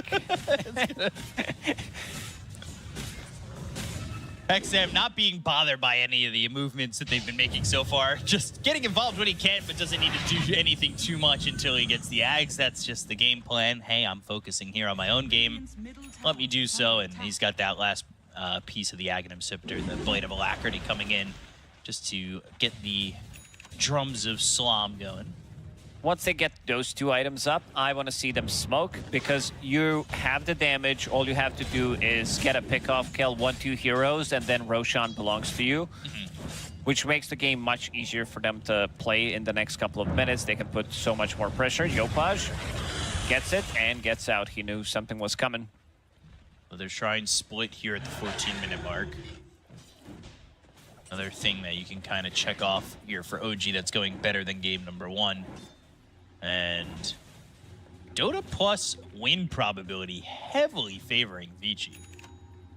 That's shocking numbers, truthfully. Yeah, I would not say it's like this. I do favor Vici Gaming, considering the state of the game. Like, the next fight is going to determine how the game's going to go. If Vici Gaming wins it, if they win Roshan, that's a pretty massive lead. But if OG manages to delay that, potentially steals Roshan away, then I would say that they have an upper hand. Yopaj, he's been doing a pretty good job with this Ember Spirit. He's been involved in 4 out of 6 kills. Did die twice, but also doing a pretty good job. Still in the middle of the pack in terms of network, but he needs to play like this. He needs to be able to buy a little bit more time until Shadowfiend feels comfortable joining, until Batrider has his next item, which he is getting relatively close to, but still needs like 2-3 more minutes to finish it. This is the build you were kind of talking about wanting in the last game, Yes. right? That pipe into the BKB. Black Hole committed on the edge. They've got Yopaj caught and killed. Doesn't matter where you are in the Black Hole, once you pass that event horizon, you are caught in it. And now an avalanche as well as a toss onto Timmy as they will get that kill, and Planet throwing that tree to finish him off. Fight on a different side of the map. Vici Gaming, ideally they would want this to happen on the other side because Roshan is on the Dire side right now, or on the top side of the map. Radiant's middle tower is under They've got attack. 2 heroes here for OG, and they are making some movements towards mid. Maybe they, on Vici, cut across, but for right now, looks like they just want to put pressure onto the mid tier 1. It's so low, they want to get this kill. But Tims will come over, and maybe he can start something off. One of these supports kind of positions themselves out a little bit too far, and that will be Innocence who does so, but just a little bit timing-wise miss. And Yopaj going to deny another tower. So he denied bot, he denied mid. I want to see Vici Gaming smoke again. Just keep it going. They have 2 smokes available. Tiny with the Blink Dagger, Deso, Aghanim Scepter on Beastmaster, plus Arcane Rune available for XM. Try to find an opening on this part of the map and then turn that into Roche. Pavis for Skim in the works. Do have the smoke, don't use it, and they will instead just walk up. Probably looking to maybe put some pressure on the tier 1, but these heroes on the side of OG back away from Vici. Tighter on their side of the map, not really far out in these lanes at all. And Vici, while looking, aren't really finding much of anything. You do see the Enigma, he's back away farming up while he's waiting for Black Hole to be off cooldown, using this time to just go for his next item, which will in fact be the BKB. He's got Blink now with the Boots of Bearing, and Black Hole still a minute to go until that's ready. Going for the scaling build. Wants to be able to have Blink, BKB, Black Hole. Not what we've seen in the last, I would say, even couple of years. You start to scale after you get your aura items, whether that's like Crimson, of course, Drums being your first item. We saw a good amount of Vlads before, and then Pipe. And then you start to think about, okay, what do we need? Like DM, when he was playing, he was always buying 4 staff on Enigma instead of getting the Blink Dagger, having a bit more utility for himself and for the team. A little bit of a different build, but this time for Enigma, we'll see. You're probably going to commit to this BKB. Hurricane Pike finished off for the Shadow Fiend. They've got this deep ward in the bottom tier 2 area for the Dire side. See if they can catch anybody on that. You do have 3 heroes in the area, and XM's not too far if he wants to join in on this one. Yopaj maybe even looking for a kill here on the Planet. It's going to be quite a tanky hero, going to be a hard one to kill, but he's able to blink away and avoids the slight that came through from the Ember. So again, just kind of moving bottom, wasting a little bit of their time, but Yopaj had a remnant to now be in the top area of the map, where Shiro's residing, but not close enough to really do anything more than just kind of be farming in this top lane for the moment. So far, so good for Vici Gaming. They were waiting for the next round of items. BKB now completed on Beastmaster. They're going to try and go. They've got the dust, the snowball, and now using that early time lapse, but 4 heroes being here. Can they get the help here on Shiro? He's rooted up, and now Lasso. They've got the Requiem. 5 heroes show up for OG to get this kill. The damage on a Buck, he has to be very careful. Yopaj, he wants to go in. Sight of his searing chains. Finds himself Planet. Children still working. Now the flame break. BKB. Walrus punch on that BKB. Some damage onto this Tusk, but they don't get the kill. He's able to snowball. Tim's down. Full black hole onto 2. Macro Fire's down, but they need some more damage. They've got the Sleight of Fist, the Searing Chains. They get the kill on a buck as well as XM. That's going to be a full team wipe for OG. This is a disaster for Vici that kind of felt like maybe they can disengage, but Yopaj following it up and kind of baiting them back into a fight and then forcing them into this position that they didn't really want to be in, and OG take full advantage. They found the best target. They immediately killed Shiro, who is going to be the damage dealer. Like, he can't allow himself to die like that. The rest of the team, they were not ready to back him up, and you saw the damage coming out from Shadow Fiend when he's the one getting the right clicks in. Enigma almost getting like 4-shot in that fight, and Shiro, yes, getting isolated there, too. Still getting lassoed. Bach was thinking about getting the black hole there, but the Requiem clipped him just on the edge. And then they saw Yopaj. Yopaj with the shield rune, with the flame guard as well. XM was thinking also about maybe getting the roar.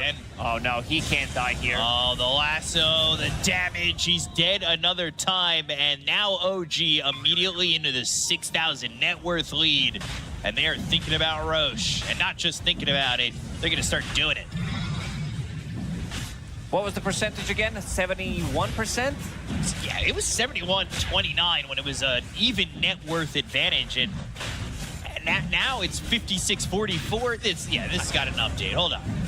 They're crunching the numbers back there. Yeah, I don't know where these numbers are coming from, but OG, they're in a pretty good spot. We did say that depending who's going to be winning that fight, who's going to be turning into Roshan, and now Yopaj, he's in. He's going to be ready to clean up the back lines. 2 supports are going to have massive issues now that you have a Blink Dagger on Batrider, and you also do have Shivas that is about to be completed on Ember Spirit.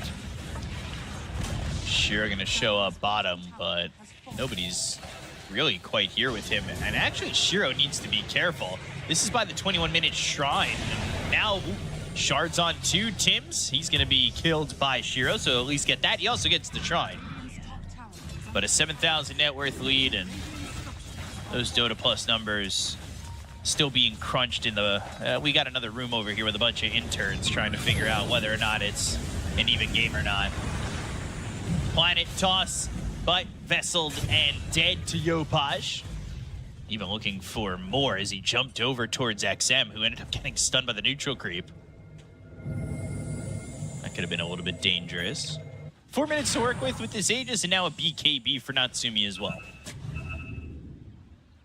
Timings are starting to get there for OG.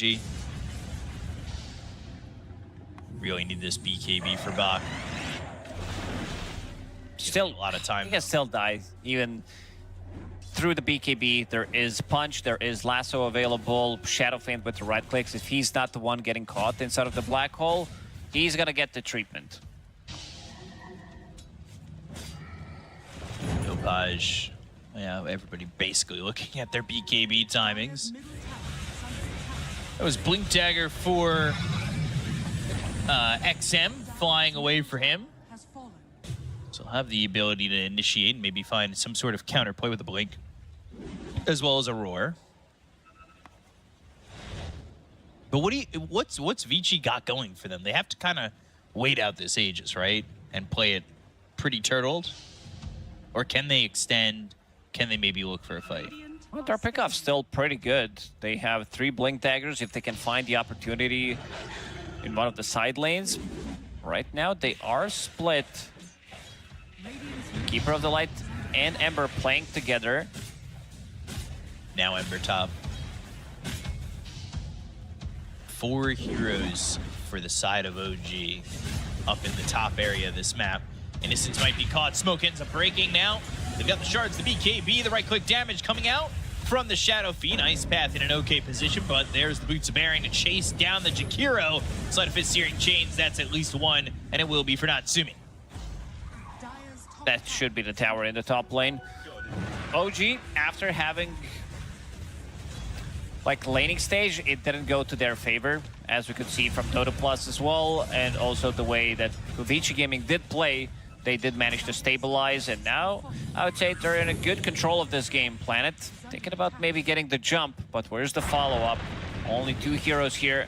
They definitely need right-click damage from Beaver. Man, Ember Spirit is just so good right now. Like, I feel like this hero has always been good in terms of what the hero provided. Having Ember Spirit in the team, you know that you have a playmaker, you know that you have a good scaling hero, someone who can play longer fights, be very annoying.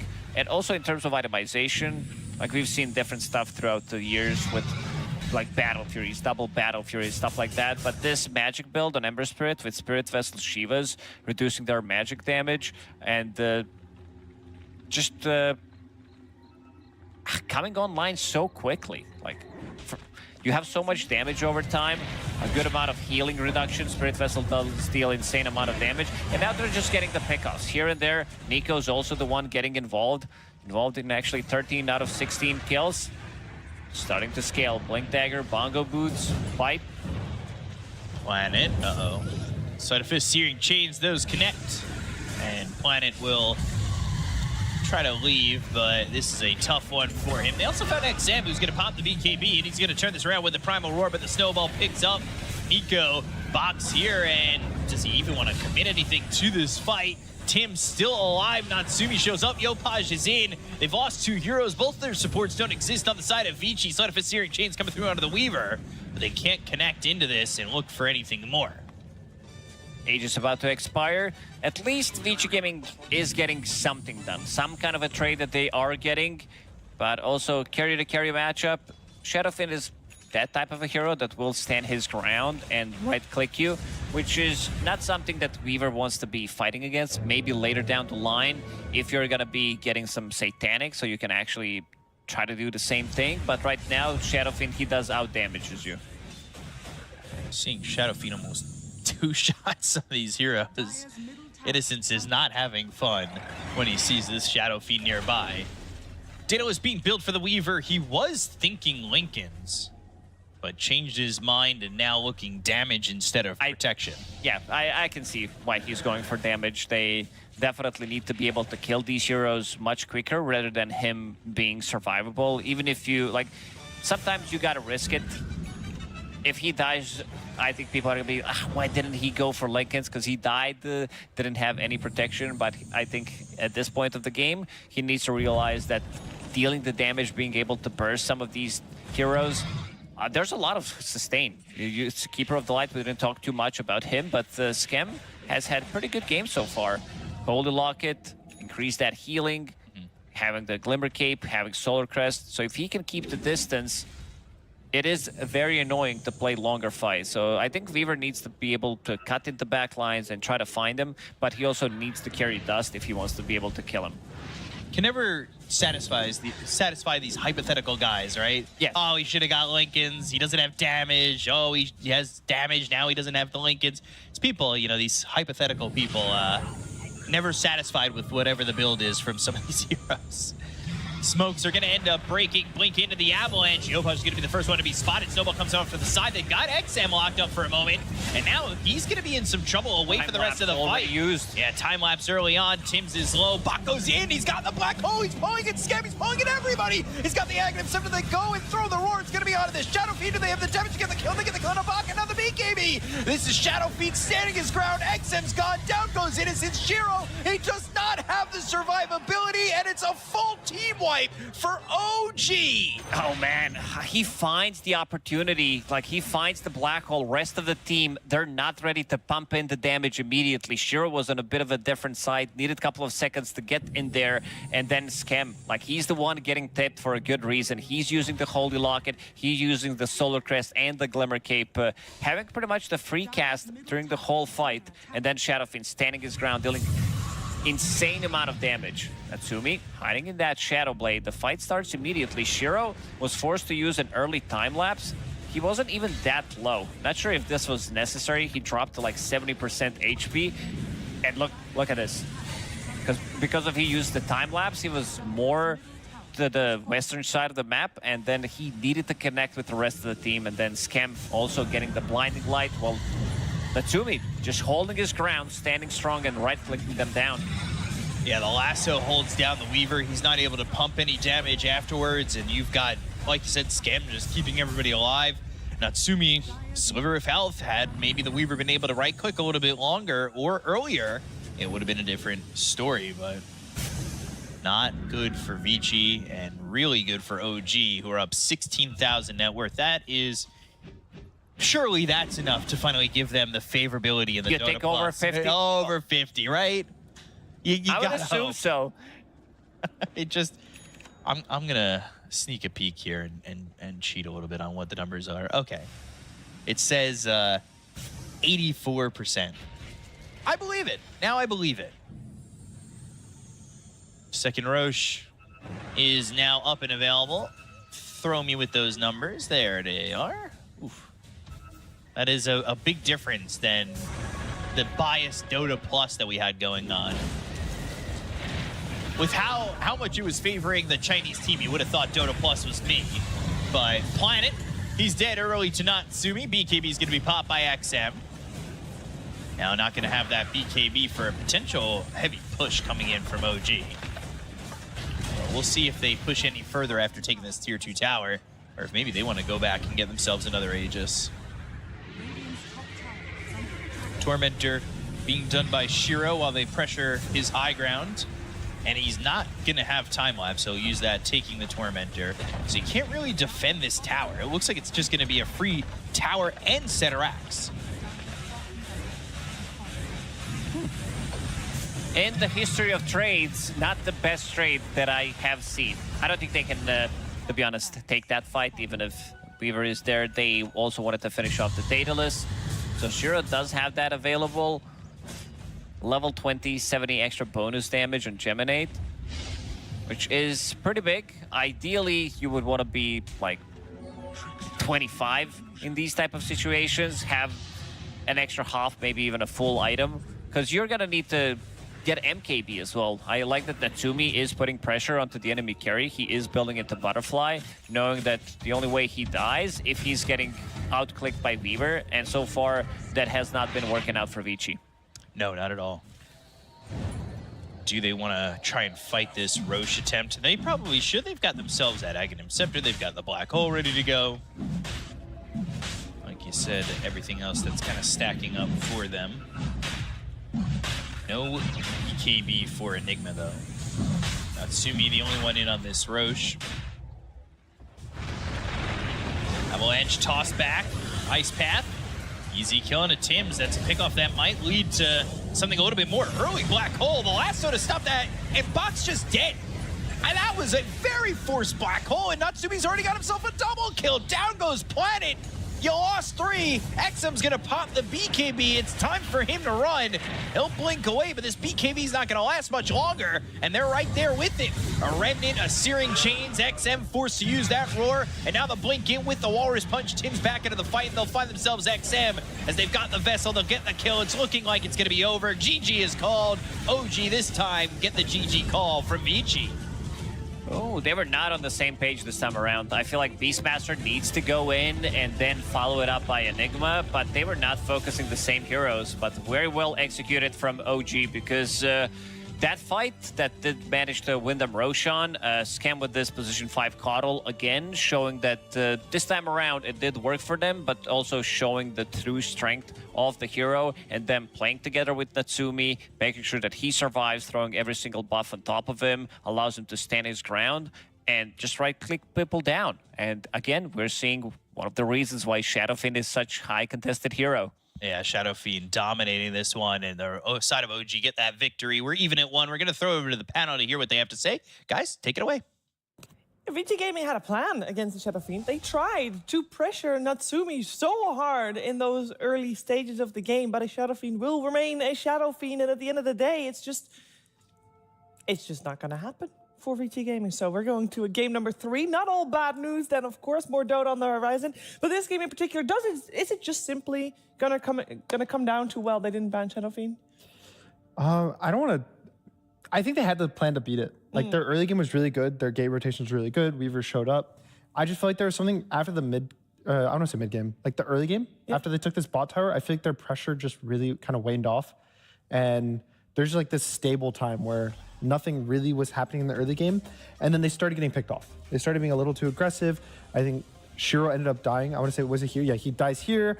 And then someone else dies like top in another minute or two. And they just kind of give these kills away that I think they really couldn't afford to, because at worst case, if the game was completely even after the laning stage, they're still ahead. But now they kind of throw away this entire advantage. And then OG just had better team fights, which I do think a lot of it comes down to the Shadow Fiend's damage. It always comes down to Shadow Fiend's damage. Yeah, that's just the hero. You just never lack damage. You know. Or I mean, sometimes you lack detection. Yeah, here, Yeah. this was a really big thing. The Shadow Fiend gets Glimmer. There's no detection, so Beastmaster can't hit him there. Weaver can't hit him there. And he's not BKB'd, he's stunned, and he definitely would have died. Just a right clicks there. The Weaver probably would have lived too, because he wouldn't have died during the lasso. The Bat would have died. And I think that one fight kind of sealed the deal. There was also the fight top. I want to say it was about 8 minutes before that fight that they also kind of just got crushed. And I just think a lot of this was OG just got their team fight timings down because of probably the slip-ups that Vici gave them. I love the build on Batrider, by the way. Going for Ether Lens, like not a popular item at all, but against Bach on Enigma, like with the Black Hole, you have to have some sort of interrupt for that. Like they basically realized that the only way back into the game for Vici was through the Black Hole. So he goes for this like weird off-meta item to counter the only Cancel the Black Hole. potential counter, yeah, which is incredibly nice. There's something here, by the way, with this position 5 Caudle. Like I know we're skeptical, and I'm not going to go back on what we said. I think it's totally fair to be skeptical of like new things in Dota. Sometimes teams overcook. Sometimes teams cook something very beautiful. But I think it's very cool to see that OG did go back for it. They did go for the recall facet. They did kind of play like position 5, at least like Scam is the one playing it Caudle. And this time I think we saw a lot more like recalls where he would recall himself in and get a kill, and using the chakra to give his team mana. But yeah, of course we have to give the standout player to Natsumi on SF. You can't forget that this man was one of the first people that was popularizing SF safe lane and just absolutely obliterating people with it. Maybe like just post Windranger era for OG. So one of the a hero that you don't want to let through in general, but in particular against OG, who helped in popularizing it with Natsumi. It's also a risk a gamble which did not pay off. I think the big thing to look at too is he's 10-2. Those two guys were back to back in the laning stage, which is usually, it's like, when Shadow Fiend has a rough early game, it gets kind of sketchy because he doesn't farm extremely fast when he's behind. But I think that's, again, when Vici kind of gave up those kills, gave up the map pressure, that allowed him to get back in the game. But I think if Vici kept kind of going on, he'd probably be 0-3, 0-4, something like that. But the fact that he's able to end the game with just those 2 deaths, like pretty early on, I think was really good for them. Yeah, and I think for a while we still were like, there's still always going to be Shiro on his Weaver, and he's still going to have a good game, and they're still going to have a chance to come back. And then the real doubt, Jacob, started to come in the first time OG wiped Vici Gaming. Oh yeah, when it all came together at I don't know, 20 minutes, something like that. It was like everyone's gonna fight around top because of course this is where the Tormentor is. A very bad start for Vici, losing their carry Weaver right to start. Really great rotation from OG, bringing like literally every hero here. This is clearly the game-defining fight around the game-defining era or area. You can see the Caudle Ember combo coming in here, where like Tiny is changed, and then he's like, oh, thank God the chains is over. I'm gonna run away, and he's changed again. And Bach does hit a pretty nice black hold here, but there's just no damage. And Scam, I think at this time also had a Holy Locket, and he had a heal coming out, so he was able to save his heroes in the black hole. So very good timings from OG, but just a good understanding that they've got 2 out of the 4 really broken heroes. They have their items.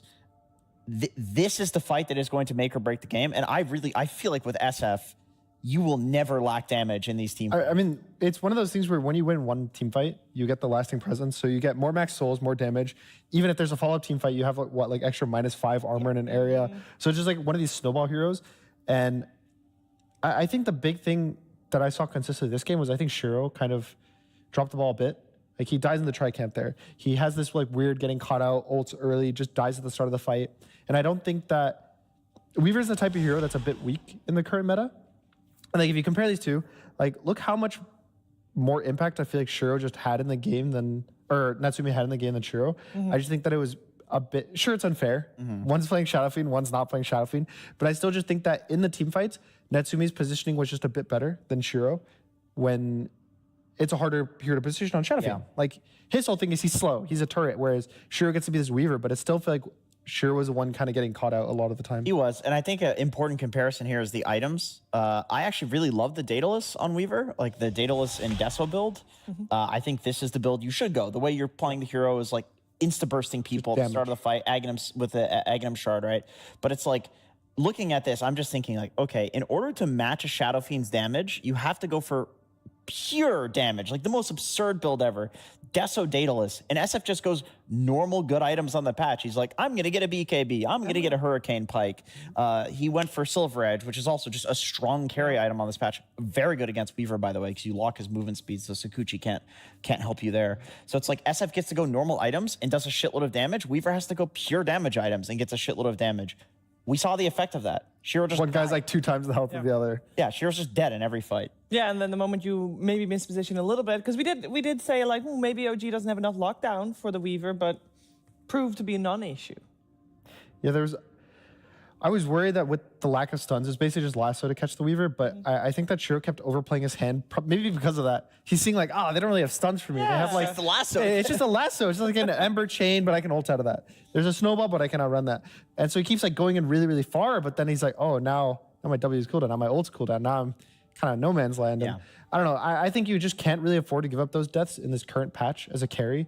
Especially as Weaver. Because especially Weaver. Weaver is like not a meta hero for a reason. It's good in specialized cases where you can get an advantage. SF is the broken tier, the most broken hero in Dota. SF, you could die twice. Whatever. You could die twice and have to walk back to lane. You're all good. Fine. Which makes it even more miraculous that OG got their hands on a Shadow Fiend being second pick. I know, I don't think Vici Gaming is going to let that happen again, but if we want to see how the draft for game number 3 plays out, we got to wait until after a little break.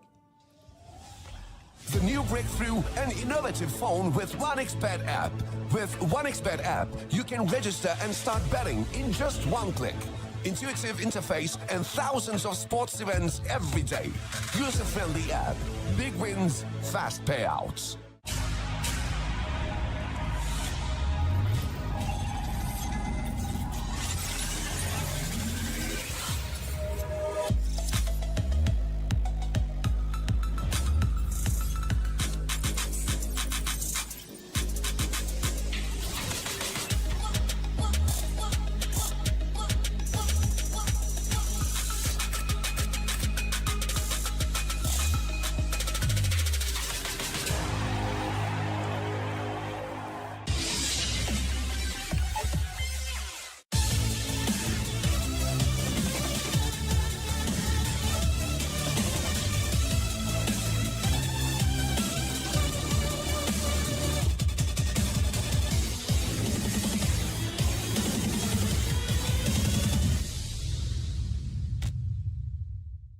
The human body was built to move.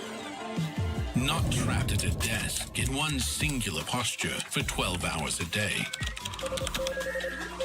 It's time your chair evolved. This is Secret Lab Titan Evo. Ergonomically engineered for you. Gamers, hybrid workers, artists. Backing your every move.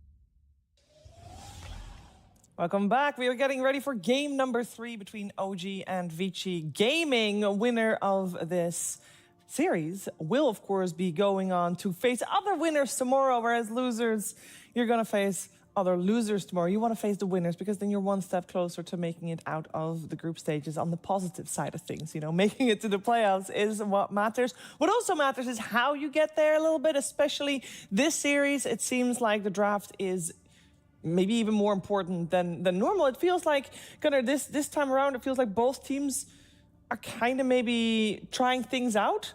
I mean, letting the Shadow Fiend through on one side, obviously. Yeah. Trying out the Largo or beating it, the Largo. Let's take a look at what has happened so far, as I feel like game number 3 might be very different from the first 2. To me, it feels like the teams that lost, I think the simplest way I can think about it is they just picked these squishy kite carries. And then the teams that won just picked, I'm going to stand there and do an insane amount of physical damage and kill you. So I don't know how much of a good read that is, but I just don't really like either of the carry picks for the losing teams. Like, I don't really like Sark in the meta. I don't really like Weaver in the meta.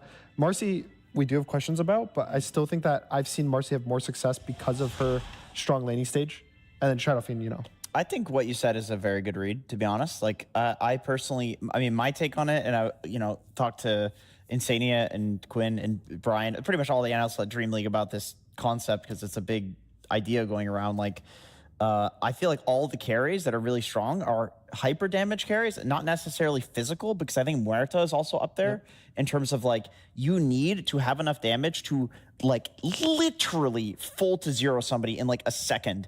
And you know why? It's because every game there's a pipe, there's a Greaves, there's a Solar Crest, there's a Drum Boots, there's a million billion auras. Everyone is 5-manning. Every team has essentially become a formation team. Yeah. Every single team is winning off of like playing fights well, not over chasing, pressing their spells multiple times. Why? Because the aura items are broken. So if you walk away from your team, you're dead. So basically every single hero is like unkillable. So what do you need? You need the carries that can somehow do damage through that, which is like the Muertas, the Shadow Fiends, the Marcies. I mean, Weaver as well, which we saw in the previous game. It's just that the risk there is that you're having to build entirely damage items and relying on your abilities to keep you alive. And obviously, in this case, it was not enough. Yeah, I think the best thing right now is basically building health and having built-in damage, or building health and damage at the same time for a lot of these cores. Like, you think of Ember, for example. The meta build in the past is, you'd want to go like Maelstroms and stuff like that. Now it's Vessel, which gives you stats. And people are just going like Shivas. It's just like Vessel Shivas or Vessel Kaya Shivas. It's just tankiness on the Ember. Shadow Fiend, you can just build HP plus damage items. You build like Dragonlance, HP plus damage. Falcon Blade, people are buying. BKB. And then maybe you go this one like Silver Edge, which is kind of like a pure damage item. But even that is helping you kind of get in position. So when you compare that again to these like agility squishy carries that need to just dodge the fights, like the Sarks, the Weavers, it feels like they pale in comparison. Ooh, we got, I think for the first time, Wind Ranger left in the pool this time around against OG in particular, which is one of the few teams that might first phase it. That is, I guess this would they first pick it? I feel like this is what VG is poking, is they're saying, they're hoping. Okay, give us Jakiro. Like, let us have Jakiro. You pick your Wind Ranger. Because all the usuals, the 4 heroes at the very start of the show that we talked about, they're out. We have no Treant Protector, no Shadow Fiend, no Largo, no Bat Rider. And Shadow Demon's banned, which I would say is probably like the easiest. Like, you see Wind, just like Shadow Demon. Yeah. Just like a simple. So that response is in there. Mars is someone that I always think of when there's a Wind, and they are going to want the Mars. That's just like the most simple. Like, I see a Wind on a Mars. It does a lot of things. It breaks a bunch of the trees in the fights with the ult, so it's harder to get a good shackle. Not only that, but just ulting in the team fight's really hard for Wind to play the game. Like, as a support, or if someone that gets gone on, you can just place the wall in between you. Yep, right? and the guy can like stand on the wall and take no damage. You can run inside and out. Yeah. There's like, it just makes it hard for Wind to burst these heroes. I think the hero is consistently a relatively low win rate hero, though. It's always, pretty much every tournament I see it in, it's like a 45-ish% win rate. But I don't think that means the hero's weak. I think it's just like, it always gets like early picked. And the hero is just going to be consistent in every game, and it's a lot more on the rest of his team if they're going to do stuff. I feel like it's also because everyone plays Mars, but the specialty Mars players make it look so much better. Yeah. Like the, Collapses of the world, the Mars of the world. And I would put Bach up there recently in terms of his Mars performance. Like this is his current favorite hero to play. So I feel like for Vici, it should be good. I mean, now a lot of heroes like Phoenix, Jakiro, anything that can like layer stuff into the Mars arena. Yeah, Snapfire, maybe less so on this patch. I mean, I think Snap's actually a decent hero. Warlock is also good, just throwing the Golem and the Fatal Bonds inside the arena. You know, it's a really good damage amp spell in a 10 seconds arena. remaining. Time zone. Time zone. Oh, these fuckers, don't do it. The Willow comes to mind. Willow's good. Wait, yeah. time zone reduces projectile speed, and Faceless Void's innate is you reduce projectile speed. So it's like you press time zone. Hear me out. You press time zone on this wind. The Faceless Void's standing there. All the projectiles from the wind are in the air, and then Mars drops the ult, and then just all the damage wind did for the last 10 seconds just instantly eaten by the Mars ult. And you go Blade Mail, and then Mars. Ooh, and then he goes Blade Mail, and he just gets one shot. Yep. Yeah, that's genius. It's good. We'll see if they go for it. I mean, it might be something. I think in the previous game, they last phase banned out the Void, so they still had Void on the on the radar.